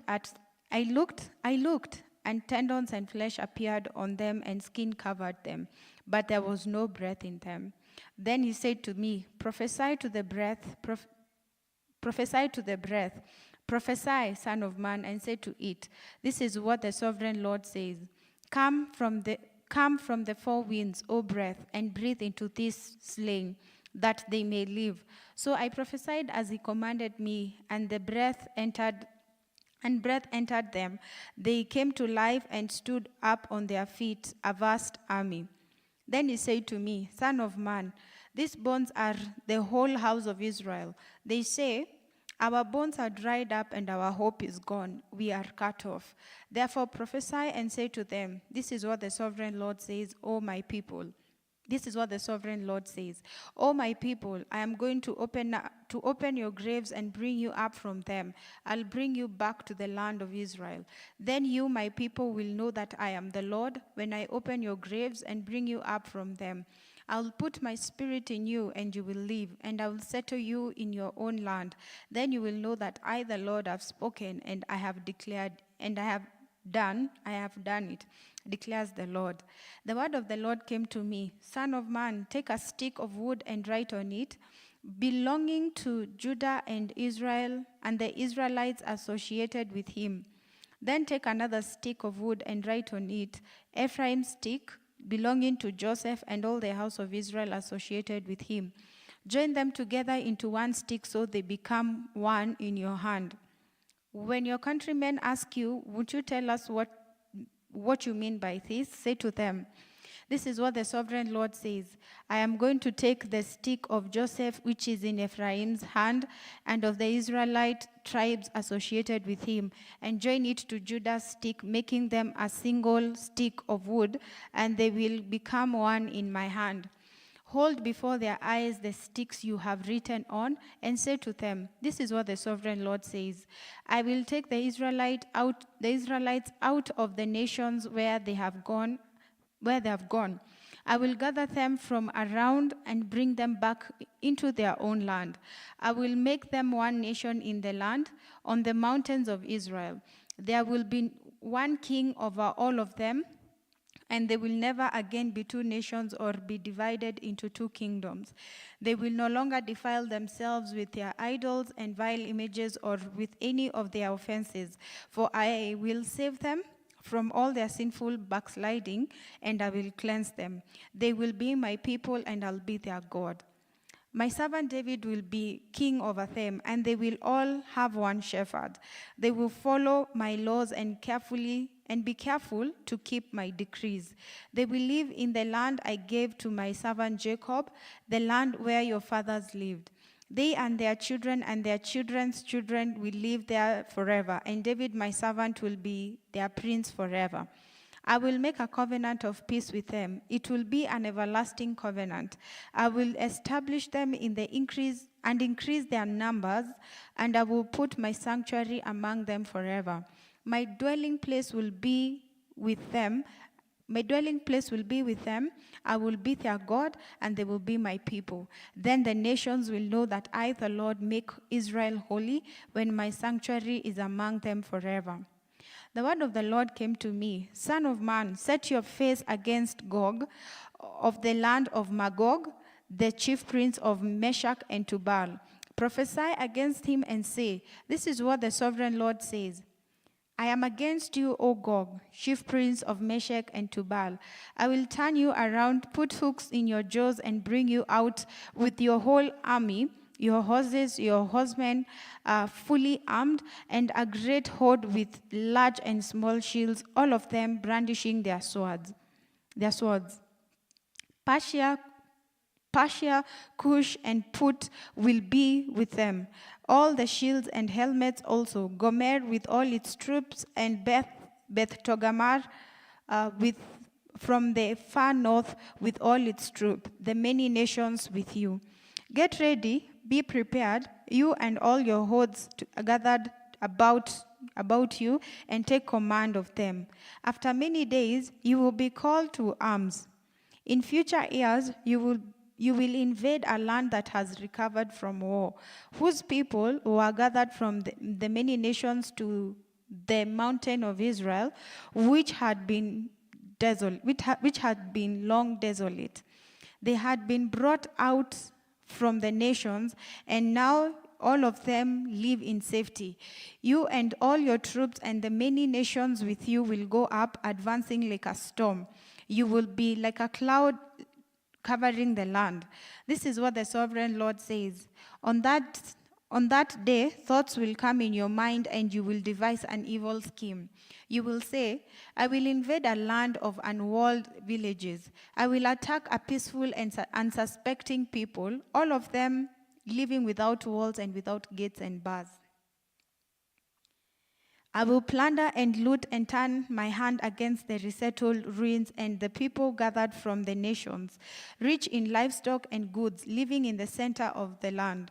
Sheba and Dedan and the merchants of Tarshish and all her villages. And all our villages will say to you, have you come to plunder? Have you gathered your hoards to loot, to carry off silver and gold, to take away livestock and goods, and to seize much plunder? Therefore, son of man, prophesy and say to Gog, this is what the sovereign Lord says, in that day, when my people Israel are living in safety, you will not take notice. Will you not take notice of it? You will come from your place in the far north, you and many nations with you, all of them riding on horses, a great horde, a mighty army. You will advance against my people Israel like a cloud that covers the land. In days to come, O Gog, I will bring you against my land, so that the nations may know me when I show myself holy through you before their eyes. This is what the sovereign Lord says. Are you not the one I spoke of in former days by my servants, the prophets of Israel? At that time, they prophesied that for years that I would bring you against them. This is what will happen in that day. When Gog attacks the land of Israel, my hot anger will be aroused, declares the sovereign Lord. In my zeal and fiery wrath, I declare that at that time there shall be a great earthquake in the land of Israel. The fish of the sea, the birds of the air, the beasts of the field, every creature that moves along the ground, and all the people on the face of the earth will tremble at my presence. The mountains will be overturned, the cliffs will crumble, and every wall will fall to the ground. I will summon a sword against Gog on all my mountains, declares the Lord. Every man's sword will be against his brother. I will execute judgment upon him with plague and bloodshed. I will pour down torrents of rain, hailstones, and burning sulfur on him and on his troops and on the many nations with him. And so I will show my greatness and my holiness, and I will make myself known in the sight of many nations. Then they will know that I am the Lord. Son of man, prophesy against Gog and say, this is what the sovereign Lord says. I am against you, O Gog, chief prince of Meshach and Tubal. I will turn you around and drag you along. I will bring you from the far north and send you against the mountains of Israel. Then I will strike your bow from your left hand and make your arrows drop from your right hand. On the mountain of Israel you will fall, you and all your troops and the nations with you. I will give you as food to all kinds of carrion birds and to the wild animals. You will fall in the open field, for I have spoken, declares the Lord, the sovereign Lord. I will send fire on Magog and on those who live in safety of the coastland, and they will know that I am the Lord. I will make known my holy name among my people Israel. I will no longer let my holy name be profaned, and the nations will know that I, the Lord, am holy. I'm the Holy One of Israel. It is coming. It will surely take place, declares the sovereign Lord. This is the day I have spoken of. Then those who live in the towns of Israel will go out and use the weapons for fuel and burn them up. The small and large shields, the bows and arrows, the war clubs and spears. For 7 years they will use them for fuel. They will not need to gather wood from the fields or cut it from the forest, because they will use the weapons for fuel. And they will plunder those who plundered them and loot those who looted them, declares the sovereign Lord. On that day, I will give Gog a burial place in Israel, in the valley of those who travel east towards the sea. I will block the way of travelers, because Gog and all his hordes will be buried there. So it will be called the valley of Hamon Gog. For 7 months, the house of Israel will be burying them in order to cleanse the land. All the people of the land will bury them, and the day I am glorified will be a memorable day for them, declares the sovereign Lord. Men will be regularly employed to cleanse the land. Some will go throughout the land, and in addition to them, others will bury those who remain on the ground. At the end of the 7th month, they will begin their search.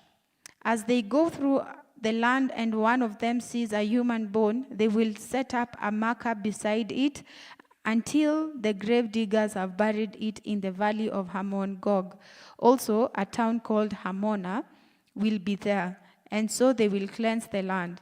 Son of man, this is what the sovereign Lord says.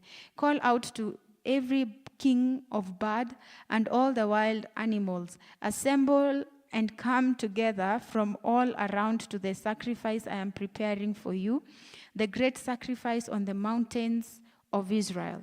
There you will eat flesh and drink blood. You will eat the flesh of mighty men and drink the blood of the princes of the earth as if they were rams and lambs, goats and bulls, all of them fattened animals from Bashan. At the sacrifice I am preparing for you, you will eat fat till you are glutted and drink blood till you're drunk. At my table you will eat your fill of horses and riders, mighty men and soldiers of every kind, declares the sovereign Lord. I will display my glory among the nations, and all the nations will see the punishment I inflict and the hand I lay upon them. From that day forward, the house of Israel will know that I am the Lord their God. And the nations will know that the people of Israel went into exile for their sin because they were unfaithful to me. So I hid my face from them and handed them over to their enemies, and they all fell by the sword. I dealt with them according to their uncleanness and their offenses, and I hid my face from them. Therefore, this is what the sovereign Lord says. I will now bring Jacob back from captivity and will have compassion on all the people of Israel, and I'll be zealous for my holy name. They will forget their shame and all their unfaithfulness they showed toward me when they lived in safety in their land with no one to make them afraid. When I have brought them back from the nations and have gathered them from the countries of their enemies, I will show myself holy through them in the sight of many nations. Then they will know that I am the Lord their God. For though I sent them into exile among the nations, I will gather them to their own land, not leaving any behind. I will no longer hide my face from them, for I will pour out my spirit on the house of Israel, declares the sovereign Lord.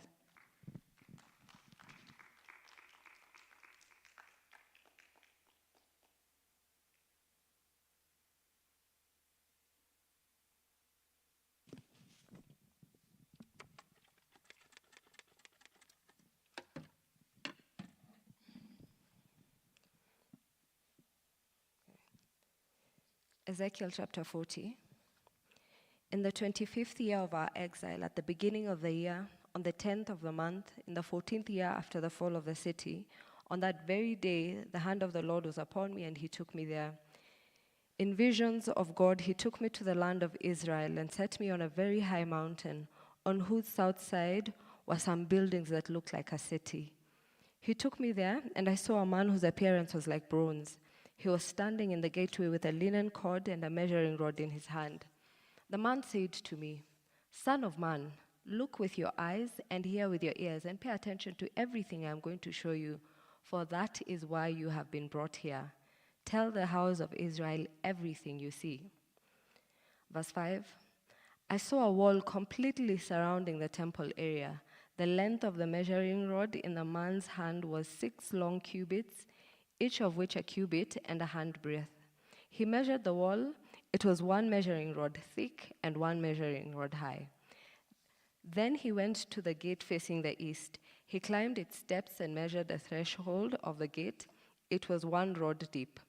The the alcoves of the guards were 1 rod long and 1 rod wide, and the projecting wall between the alcoves were 5 cubits thick, and the threshold at the gate next to the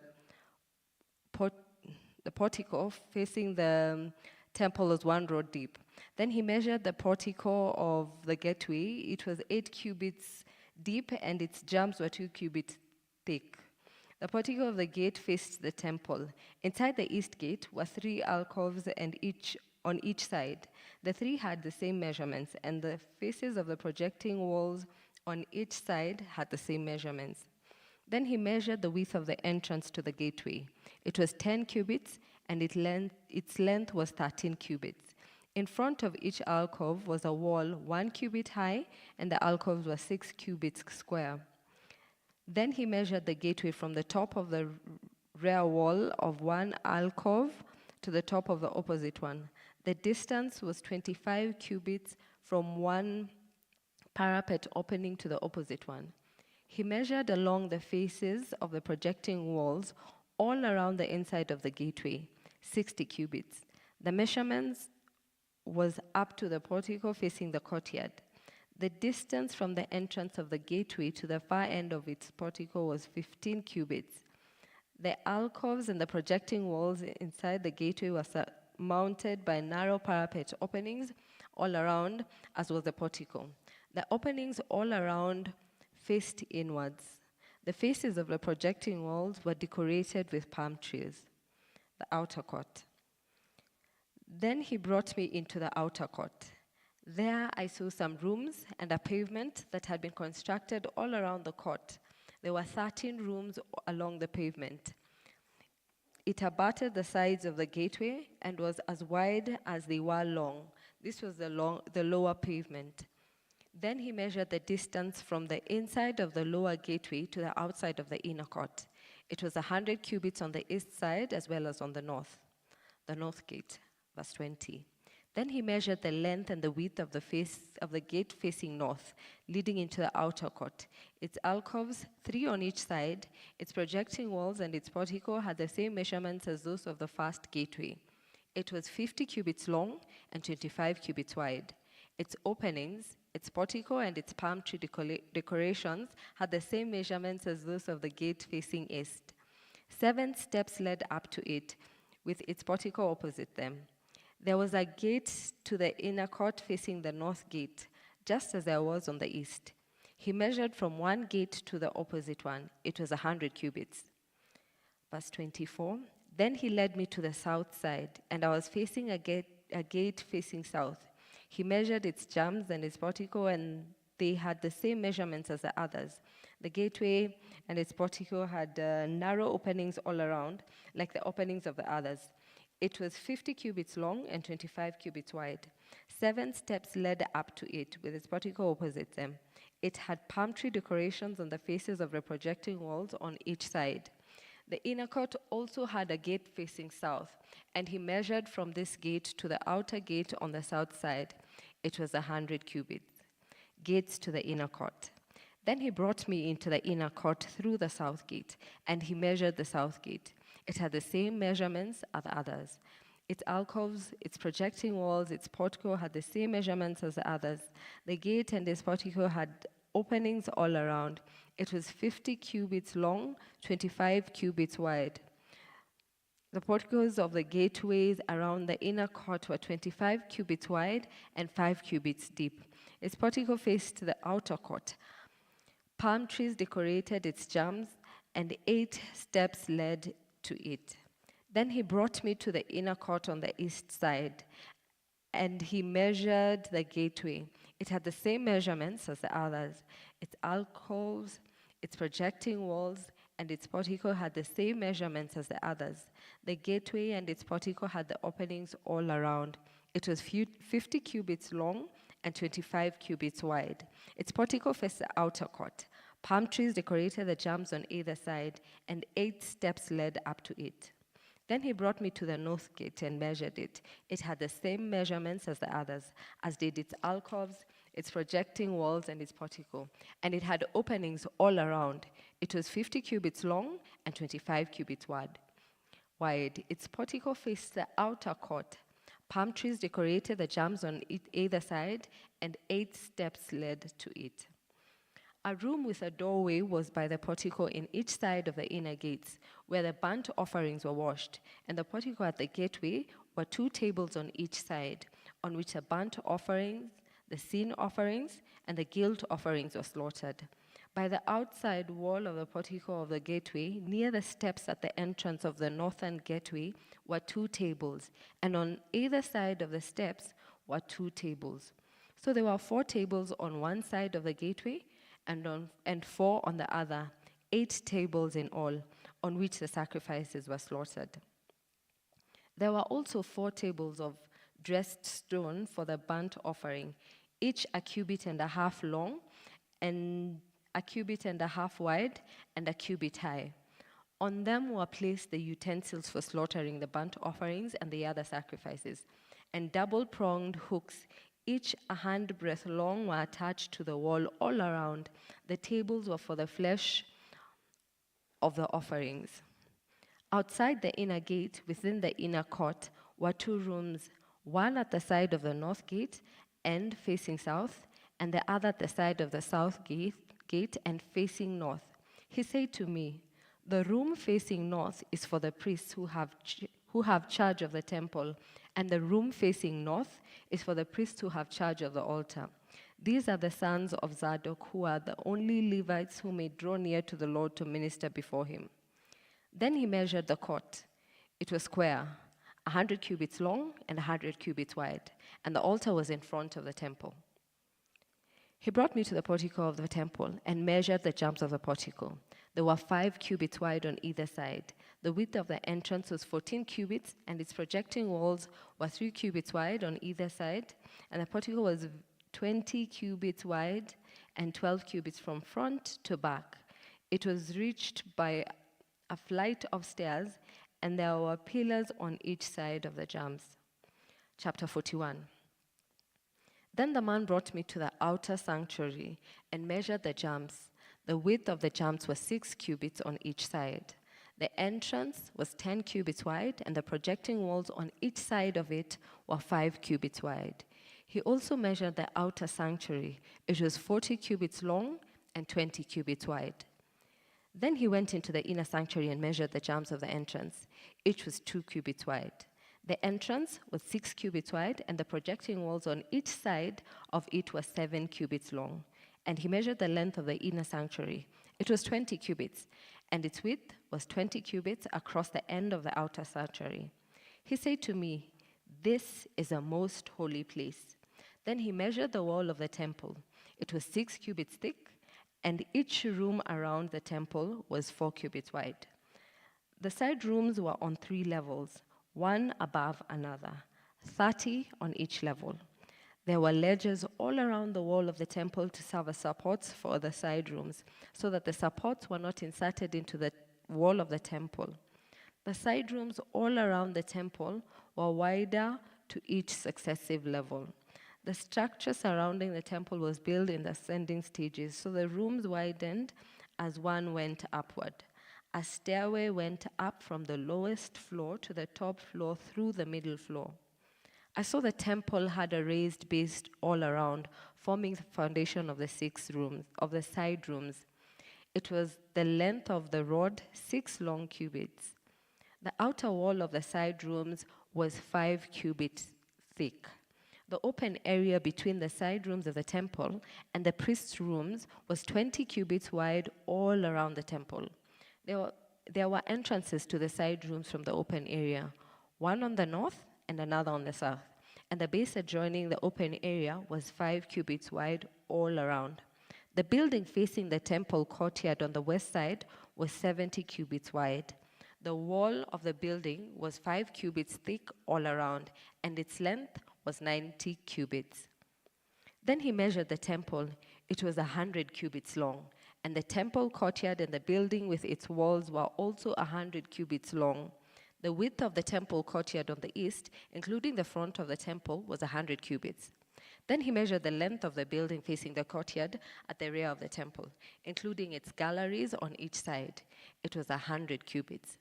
The outer sanctuary, the inner sanctuary, and the portico facing the court, as well as the threshing holes and the narrow windows and galleries around the three of them, everything beyond and including the threshold was covered with wood.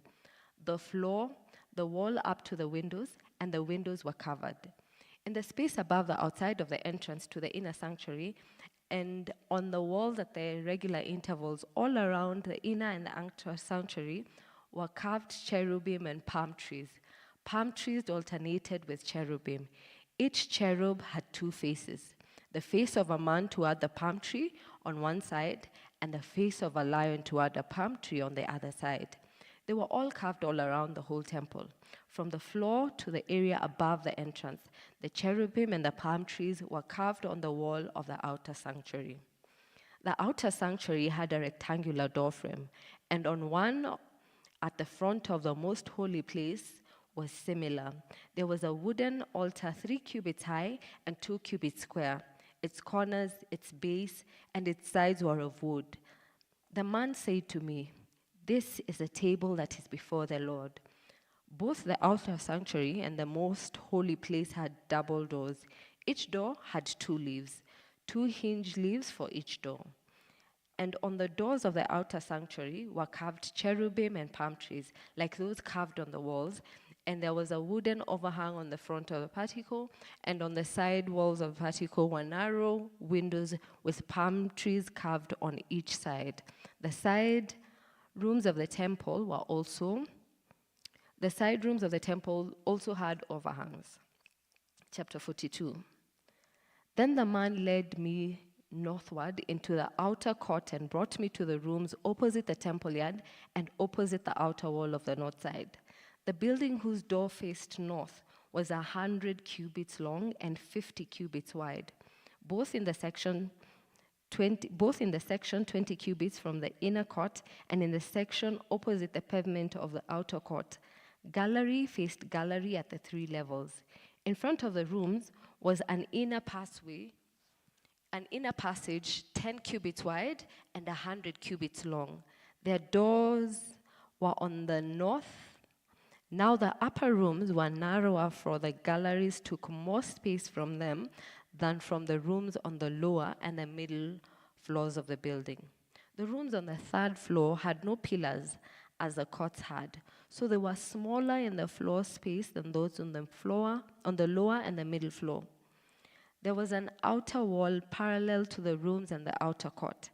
It extended in front of the rooms for 50 cubits, while the row of the rooms on the side next to the outer court was 50 cubits long. The row on the side nearest by the sanctuary was 100 cubits long. The lower rooms had an entrance on the east side as one enters them from the outer court. On the south side, along the length of the wall of the outer court, adjoining the temple courtyard and opposite the outer wall were rooms with a passageway in front of them. These were like the rooms on the north. They had the same length and width with similar exits and dimensions. Similar to the doorways on the north were the doorways of the rooms on the south. There was a doorway at the beginning of the passageway that was parallel to the corresponding wall extending eastward, by which one enters a room. Then he said to me, "The north and south rooms facing the temple courtyard are priests' rooms, where the priests who approach the Lord will eat the most holy offerings. There they will put the most holy offerings, the grain offerings, the sin offerings, and the guilt offerings, for the place is holy. Once the priests enter the holy precincts, they are not to go into the outer court until they leave behind the garments in which they minister, for these are holy. They are to put on other clothes before they go near the places that are for the people." When he had finished measuring what was inside the temple area, he led me out by the east gate and measured the area all around. He measured the east side with a measuring rod. It was 500 cubits. He measured the north side. It was 500 cubits by the measuring rod. He measured the south side. It was 500 cubits by the measuring rod. Then he took to the west side and measured. It was 500 cubits by the measuring rod. So he measured the area on all 4 sides. It had a wall around it, 500 cubits long and 500 cubits wide, to separate the holy from the common.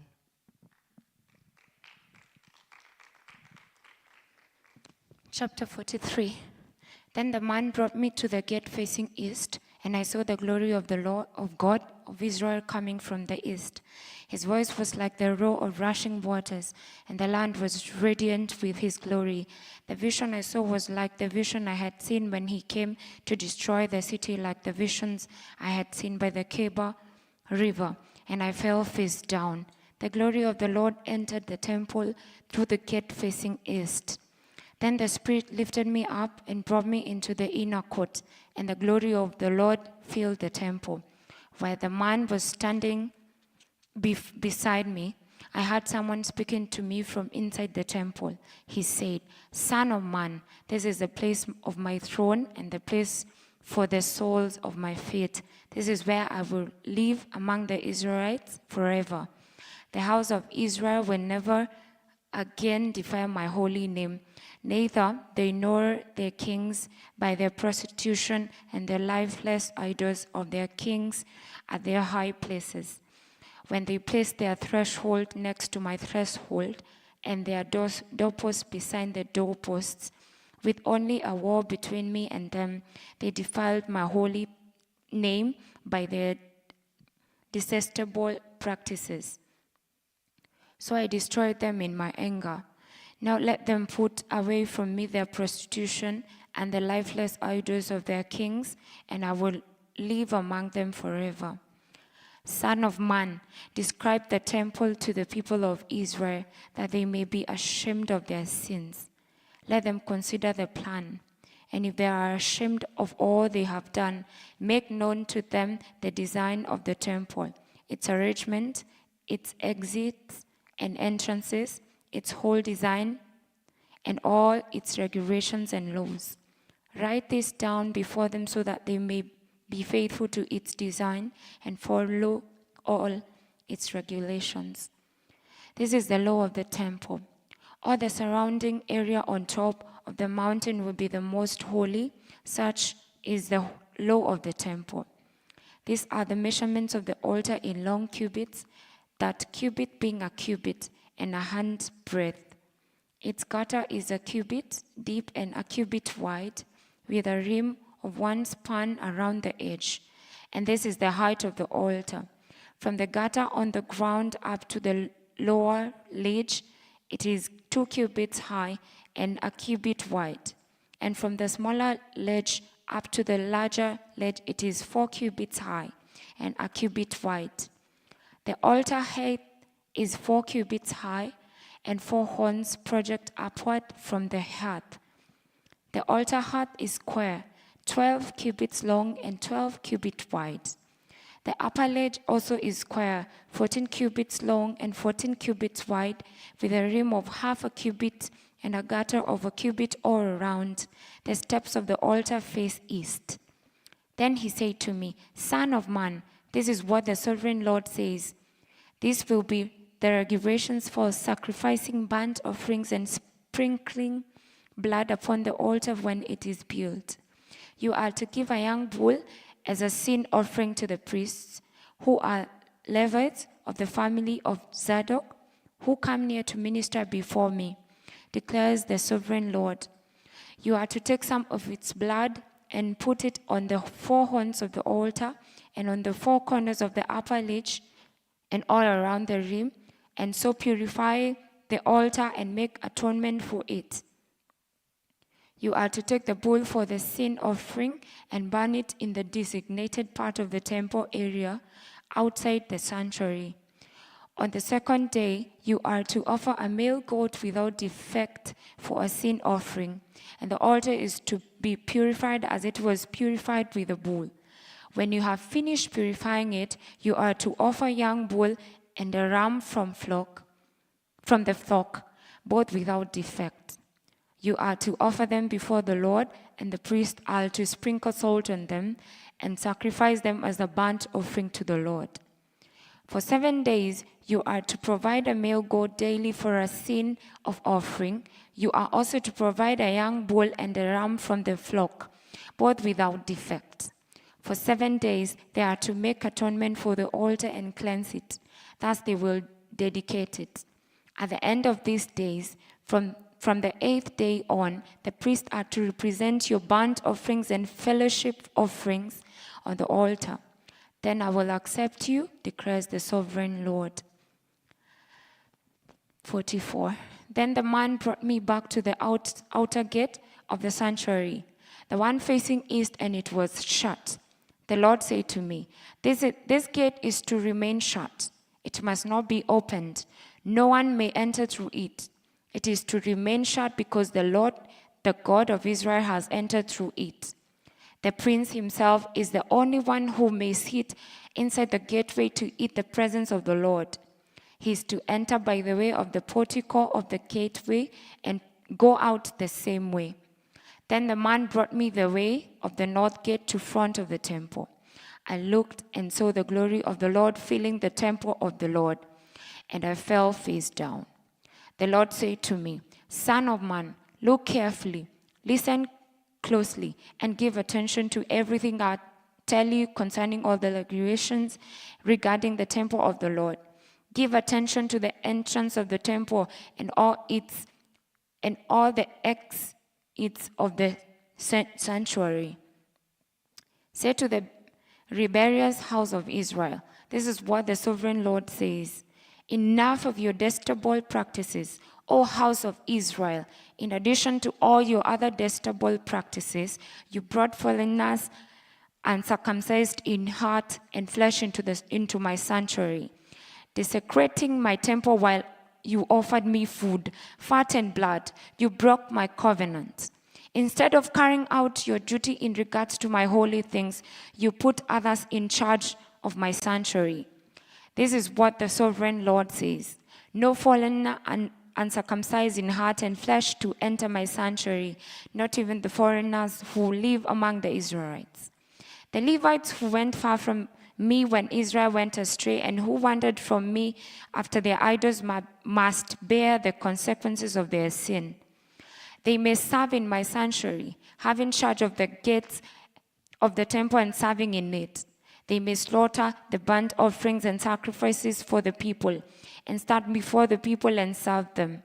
But before they served them in the presence of their idols and made the house of Israel fall into sin, therefore I have sworn with uplifted hand that they must bear the consequences of their sin, declares the sovereign Lord. They are not to come near to serve me as priests or come near any of my holy things or my most holy offerings. They must bear the shame of their detestable practices. Yet I will put them in charge of the duties of the temple and all the work that is to be done in it.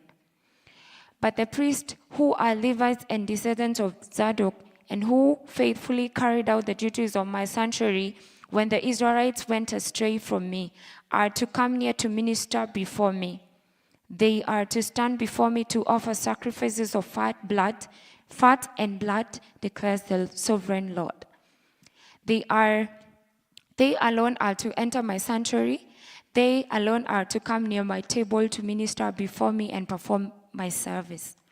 When they enter the gates of the inner court, they are to wear linen clothes. They must not wear any woolen garment while ministering to the gates of the inner court or inside of the temple. They are to wear linen turbans on their head and linen undergarments around their waists. They must not wear anything that makes them perspire. When they go out into the outer court where the people are, they are to take off the clothes they have been ministering in and are to leave them in the sacred rooms and put on their clothes so that they do not consecrate the people by means of their garments. They must not shave their heads or let their hair grow long, but they are to keep their hair off their heads trimmed. No priest is to drink wine when he enters the inner court. They must not marry widows or divorced women. They may marry only virgins of Israelite descent or widows of priests. They are to teach my people the difference between the holy and the common and show them how to distinguish between the unclean and clean. In any dispute, the priests are to serve as judges and decide it according to my ordinances. They are to keep my laws and decrees for all my appointed feasts, and they are to keep my Sabbaths holy. A priest must not defile himself by going near a dead person. However, if the dead person was his father or mother, son or daughter, brother or unmarried sister, then he may defile himself. After he is cleansed, he must wait 7 days. On the day he goes into the inner court of the sanctuary to minister in the sanctuary, he is to offer a sin offering for himself, declares the sovereign Lord. I am to be the only inheritance the priests have. You are to give them no possession in Israel. I will be their possession. They will eat the grain offerings, the sin of offerings, and the guilt offerings, and everything in Israel devoted to the Lord will belong to them. The best of all the first fruit and all of your special gifts will belong to the priests.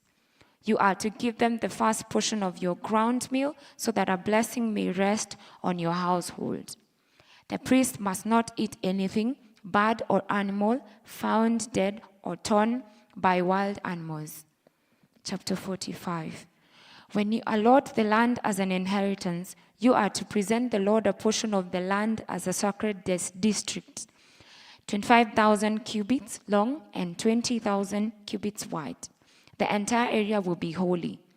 Of this, a section 500 cubits square is to be for the sanctuary, with 50 cubits around it for open land. In the sacred district, measure of a section 25,000 cubits long and 10,000 cubits wide. In it will be the sanctuary, the most holy place. It will be the sacred portion of the land for the priest who minister in the sanctuary who draw near to minister before the Lord. It will be a place for their houses as well as the holy place for the sanctuary. An area 20,000 cubits long and 10,000 cubits wide will belong to the Levites, who serve in the temple, as their possessions for towns to live in. You are to give the city as the property, an area 5,000 cubits wide and 25,000 cubits long.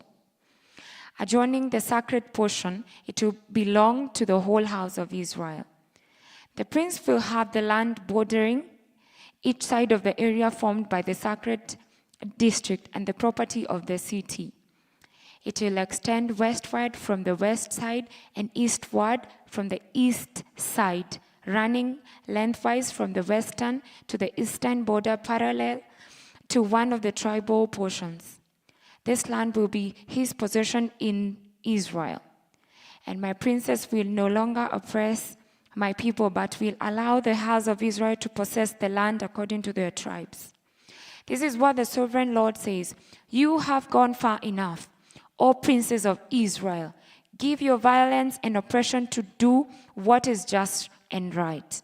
Stop dispossessing my people, declares the sovereign Lord. You are to use accurate scales, an accurate ephah, and an accurate bath. The ephah and the bath are to be the same size. The bath containing 1/10 of a homer, and an ephah 1/10 of a homer. The homer is to be the standard measure for both. The shekel is to consist of 20 gerahs. 20 shekels plus 25 shekels plus 15 shekels equal 1 mina. This is the special gift you are to offer: 1/6 of an ephah from each homer of wheat and 1/6 of ephah from each homer of barley. The prescribed portion of oil measured by the bath is 1/10 of a bath from each core, which consists of the 10 bath or 1 homer, for 10 baths are equal to a homer. Also 1 sheep is to be taken from every flock of 200 from the well-watered pastures of Israel. This will be used for the grain offerings, burnt offerings, and fellowship offerings to make atonement for the people, declares the sovereign Lord. All the people of the land will participate in the special gift for the use of the prince in Israel. It will be the duty of the prince to provide the burnt offerings, grain offerings, and drink offerings at the festivals, the new moons and the Sabbaths, at all the appointed feasts of the house of Israel.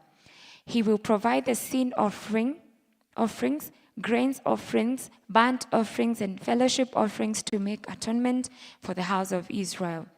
This is what the sovereign Lord says.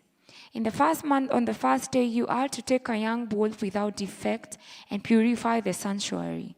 The priest is to take some of the blood of the sin offering and put it on the doorsteps of the temple, on the four corners of the upper ledge of the altar, and on the gatepost of the inner court. You are to do the same on the seventh day of the month for anyone who sits unintentionally or through ignorance.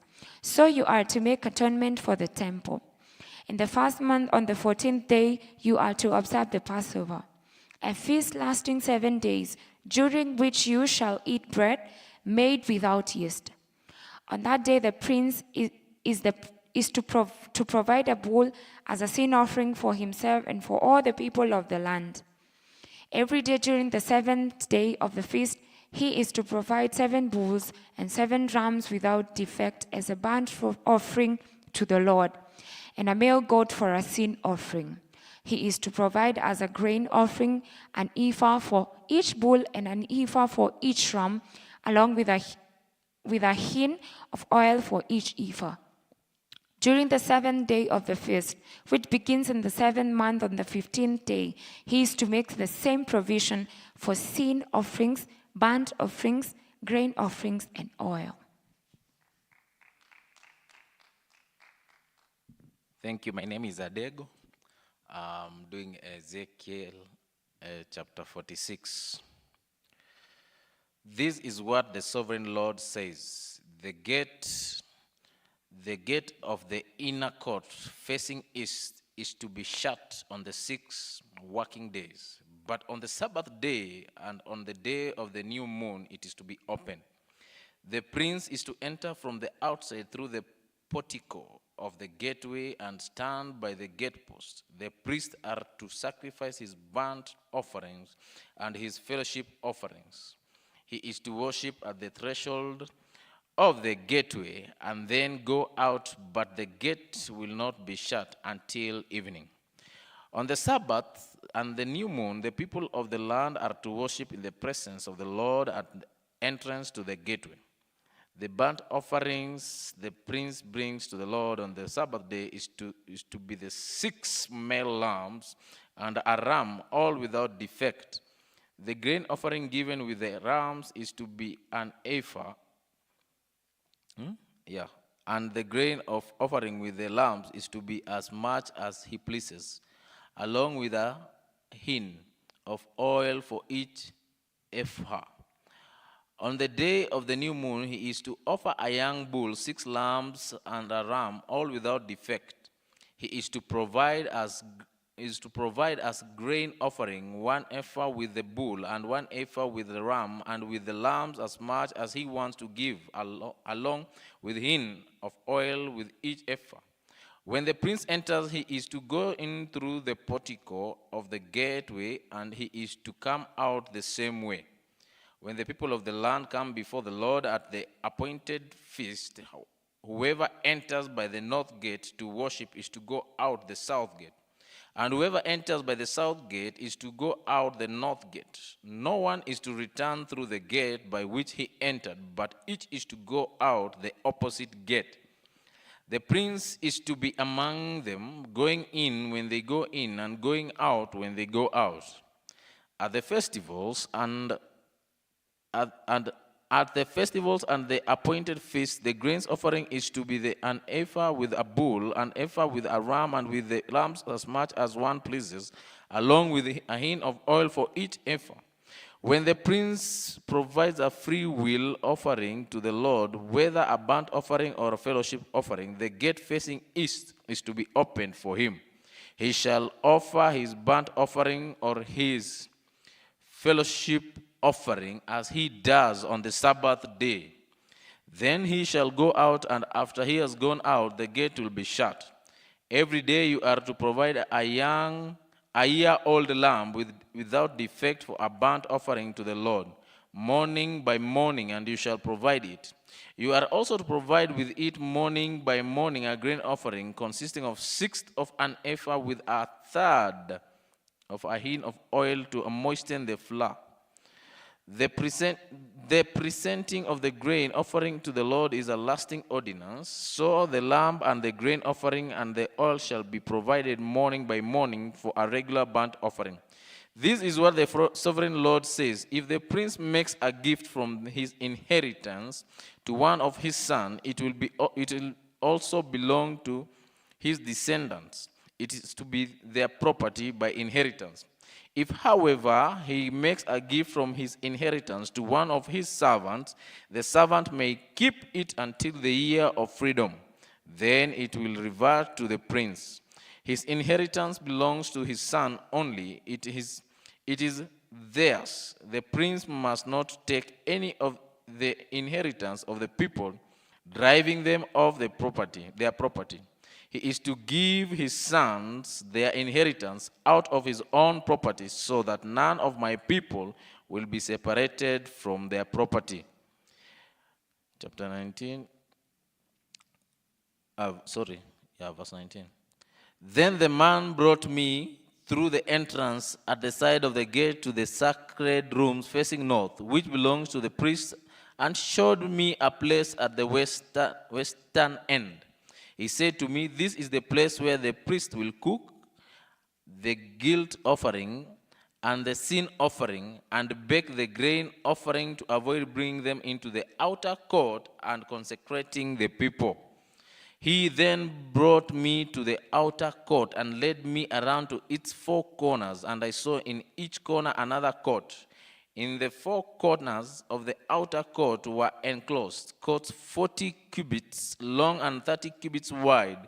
Each of the courts in the 4 corners was the same size. Around the inside of each of the 4 courts was a ledge of stone with places for fire built all around under the ledge. He said to me, "These are the kitchens where those who minister at the temple will cook the sacrifices of the people."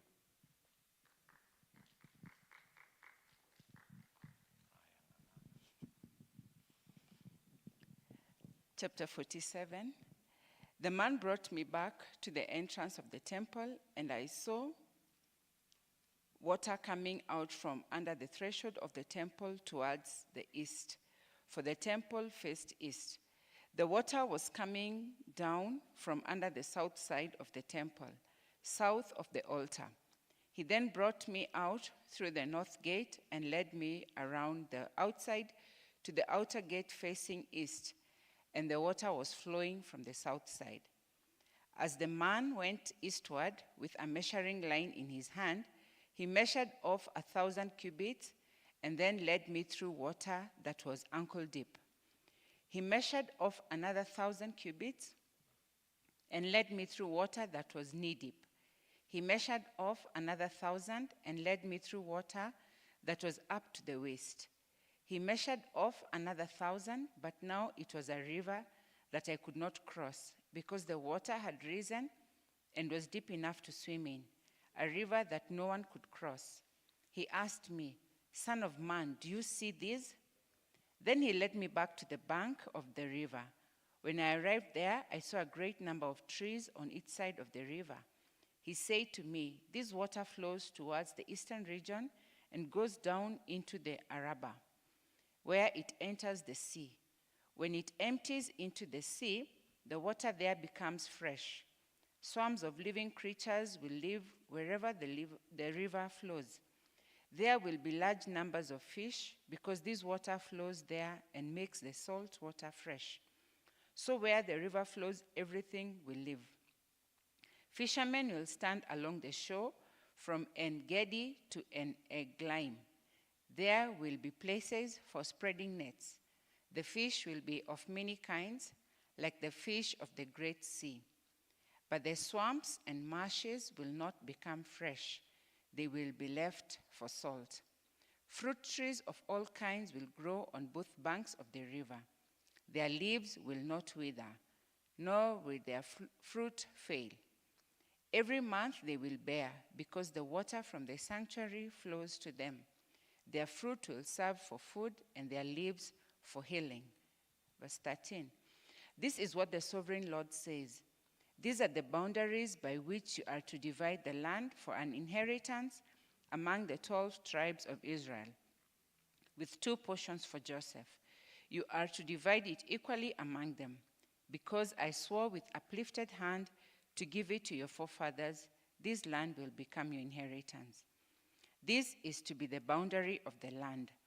On the north side, it will run from the Great Sea by the Hethlon Road, past Lebo Hamath, to Zedad, Berothah and Sibraim, which lies on the border between Damascus and Hamath, as far as Hazer Hatikon, which is on the border of Hauran. The boundary will extend from the sea to Hazar Enan along the northern border of Damascus, with the border of Hamath to the north. This will be the north boundary. 18. On the east side, the boundary will run between Hauran and Damascus, along the Jordan between Gilead and the land of Israel, to the eastern sea and as far as Tamar. This will be the east boundary. On the south side, it will run from Tamar as far as the waters of Meribah Kadesh, then along the Wadi of Egypt to the Great Sea. This will be the south boundary. On the west side, the Great Sea will be the boundary to a point opposite Lebo Hamath. This will be the west boundary. You are to distribute this land among yourselves according to the tribes of Israel. You are to allot it as an inheritance for yourselves and for the aliens who have settled among you and who have children. You are to consider them as native-born Israelites. Along with you, they are to be allotted an inheritance among the tribes of Israel. In whatever tribe the alien settles, there you are to give him his inheritance, declares the sovereign Lord. Chapter 48. These are the tribes listed by name at the northern frontier.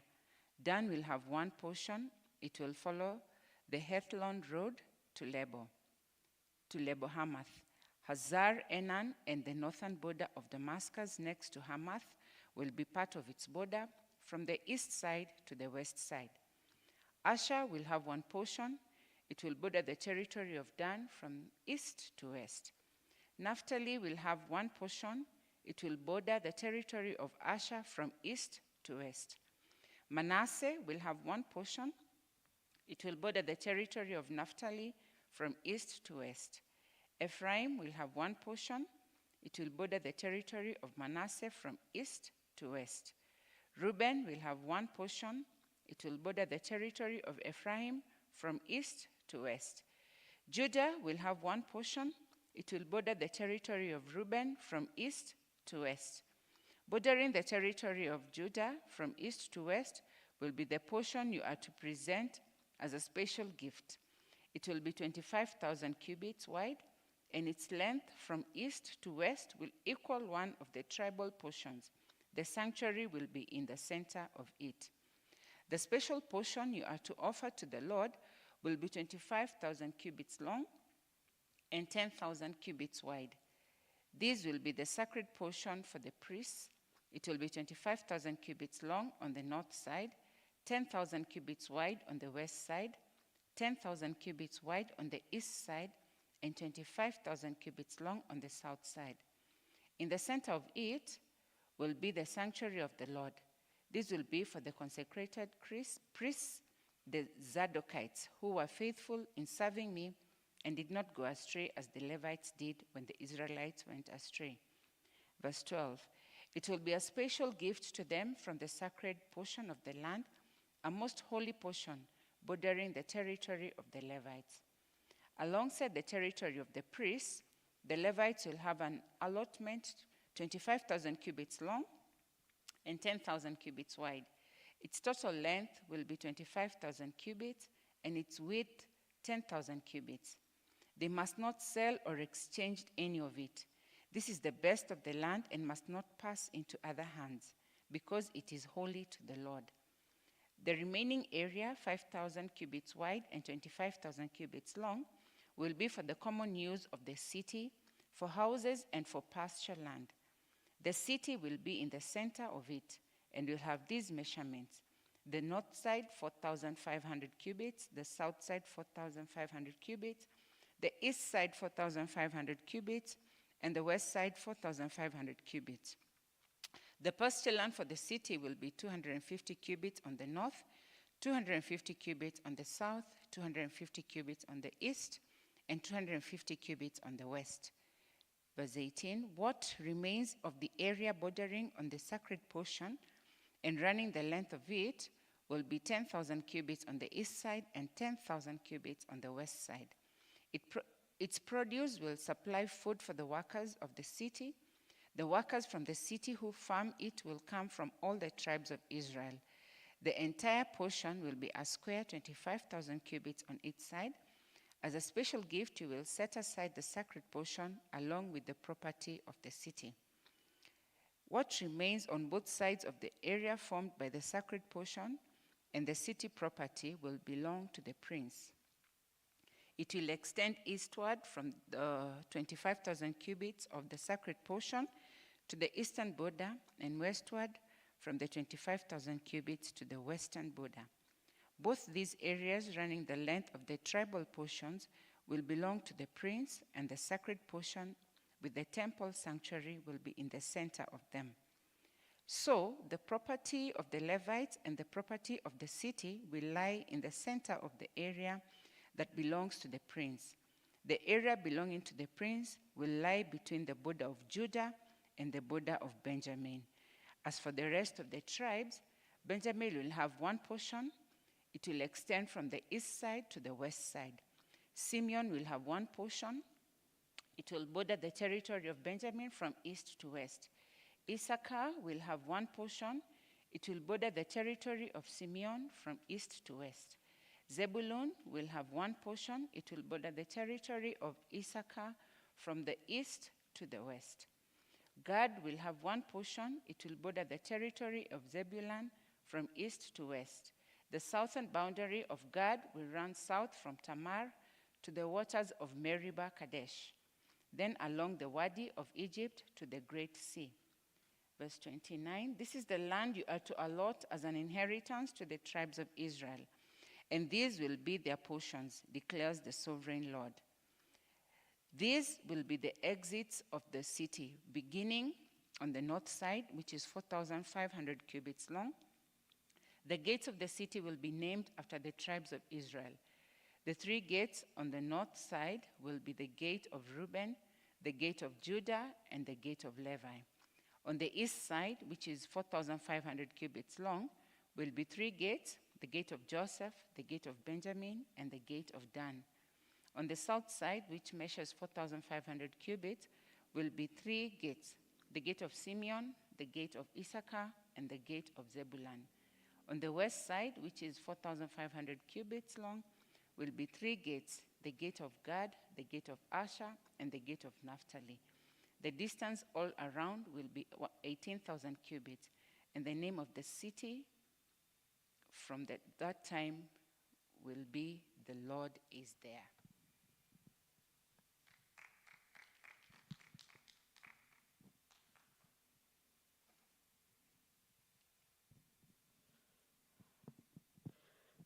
Daniel chapter 1. In the third year of the reign of Joachim, king of Judah, Nebuchadnezzar, king of Babylon, came to Jerusalem and besieged it, and the Lord delivered Joachim, king of Judah, into his hand, along with the same of the articles from the temple of God. This he carried off to the temple of his God in Babylonia and put in the treasure house of his God. Then the king ordered Ashpenaz, chief of his court officials, to bring in some of the Israelites from the royal family and the nobility young men without any physical defect, handsome, showing aptitude for every kind of learning, well informed, quick to understand, and qualified to serve in the king's palace. He was to teach them the language and literature of the Babylonians. The king assigned them a daily amount of food and wine from the king's table. They were to be trained for 3 years, and after that, they were to enter the king's service. Among these were some from Judah: Daniel, Hananiah, Mishael, and Azariah. The chief official gave them new names: to Daniel, and the name Belshazzar; to Hananiah, Shadrach; to Mishael, Meshach; and to Azariah, Abednego. But Daniel resolved not to defile himself with the royal food and wine, and he asked the chief official for permission not to defile himself this way. Now God had caused the official to show favor and sympathy to Daniel. But the official told Daniel, "I'm afraid of my lord, the king, who has assigned your food and drink. Why should he see you looking worse than other young men your age? The king would then have my head because of you." Daniel then said to the guard, whom the chief official had appointed over Daniel, Hananiah, Mishael, and Azariah, "Please test your servant for 10 days. Give us nothing but vegetables to eat and water to drink. Then compare your appearance with that of the young men who eat the royal food, and treat your servant in accordance with what you see." So he agreed, and tested them for 10 days.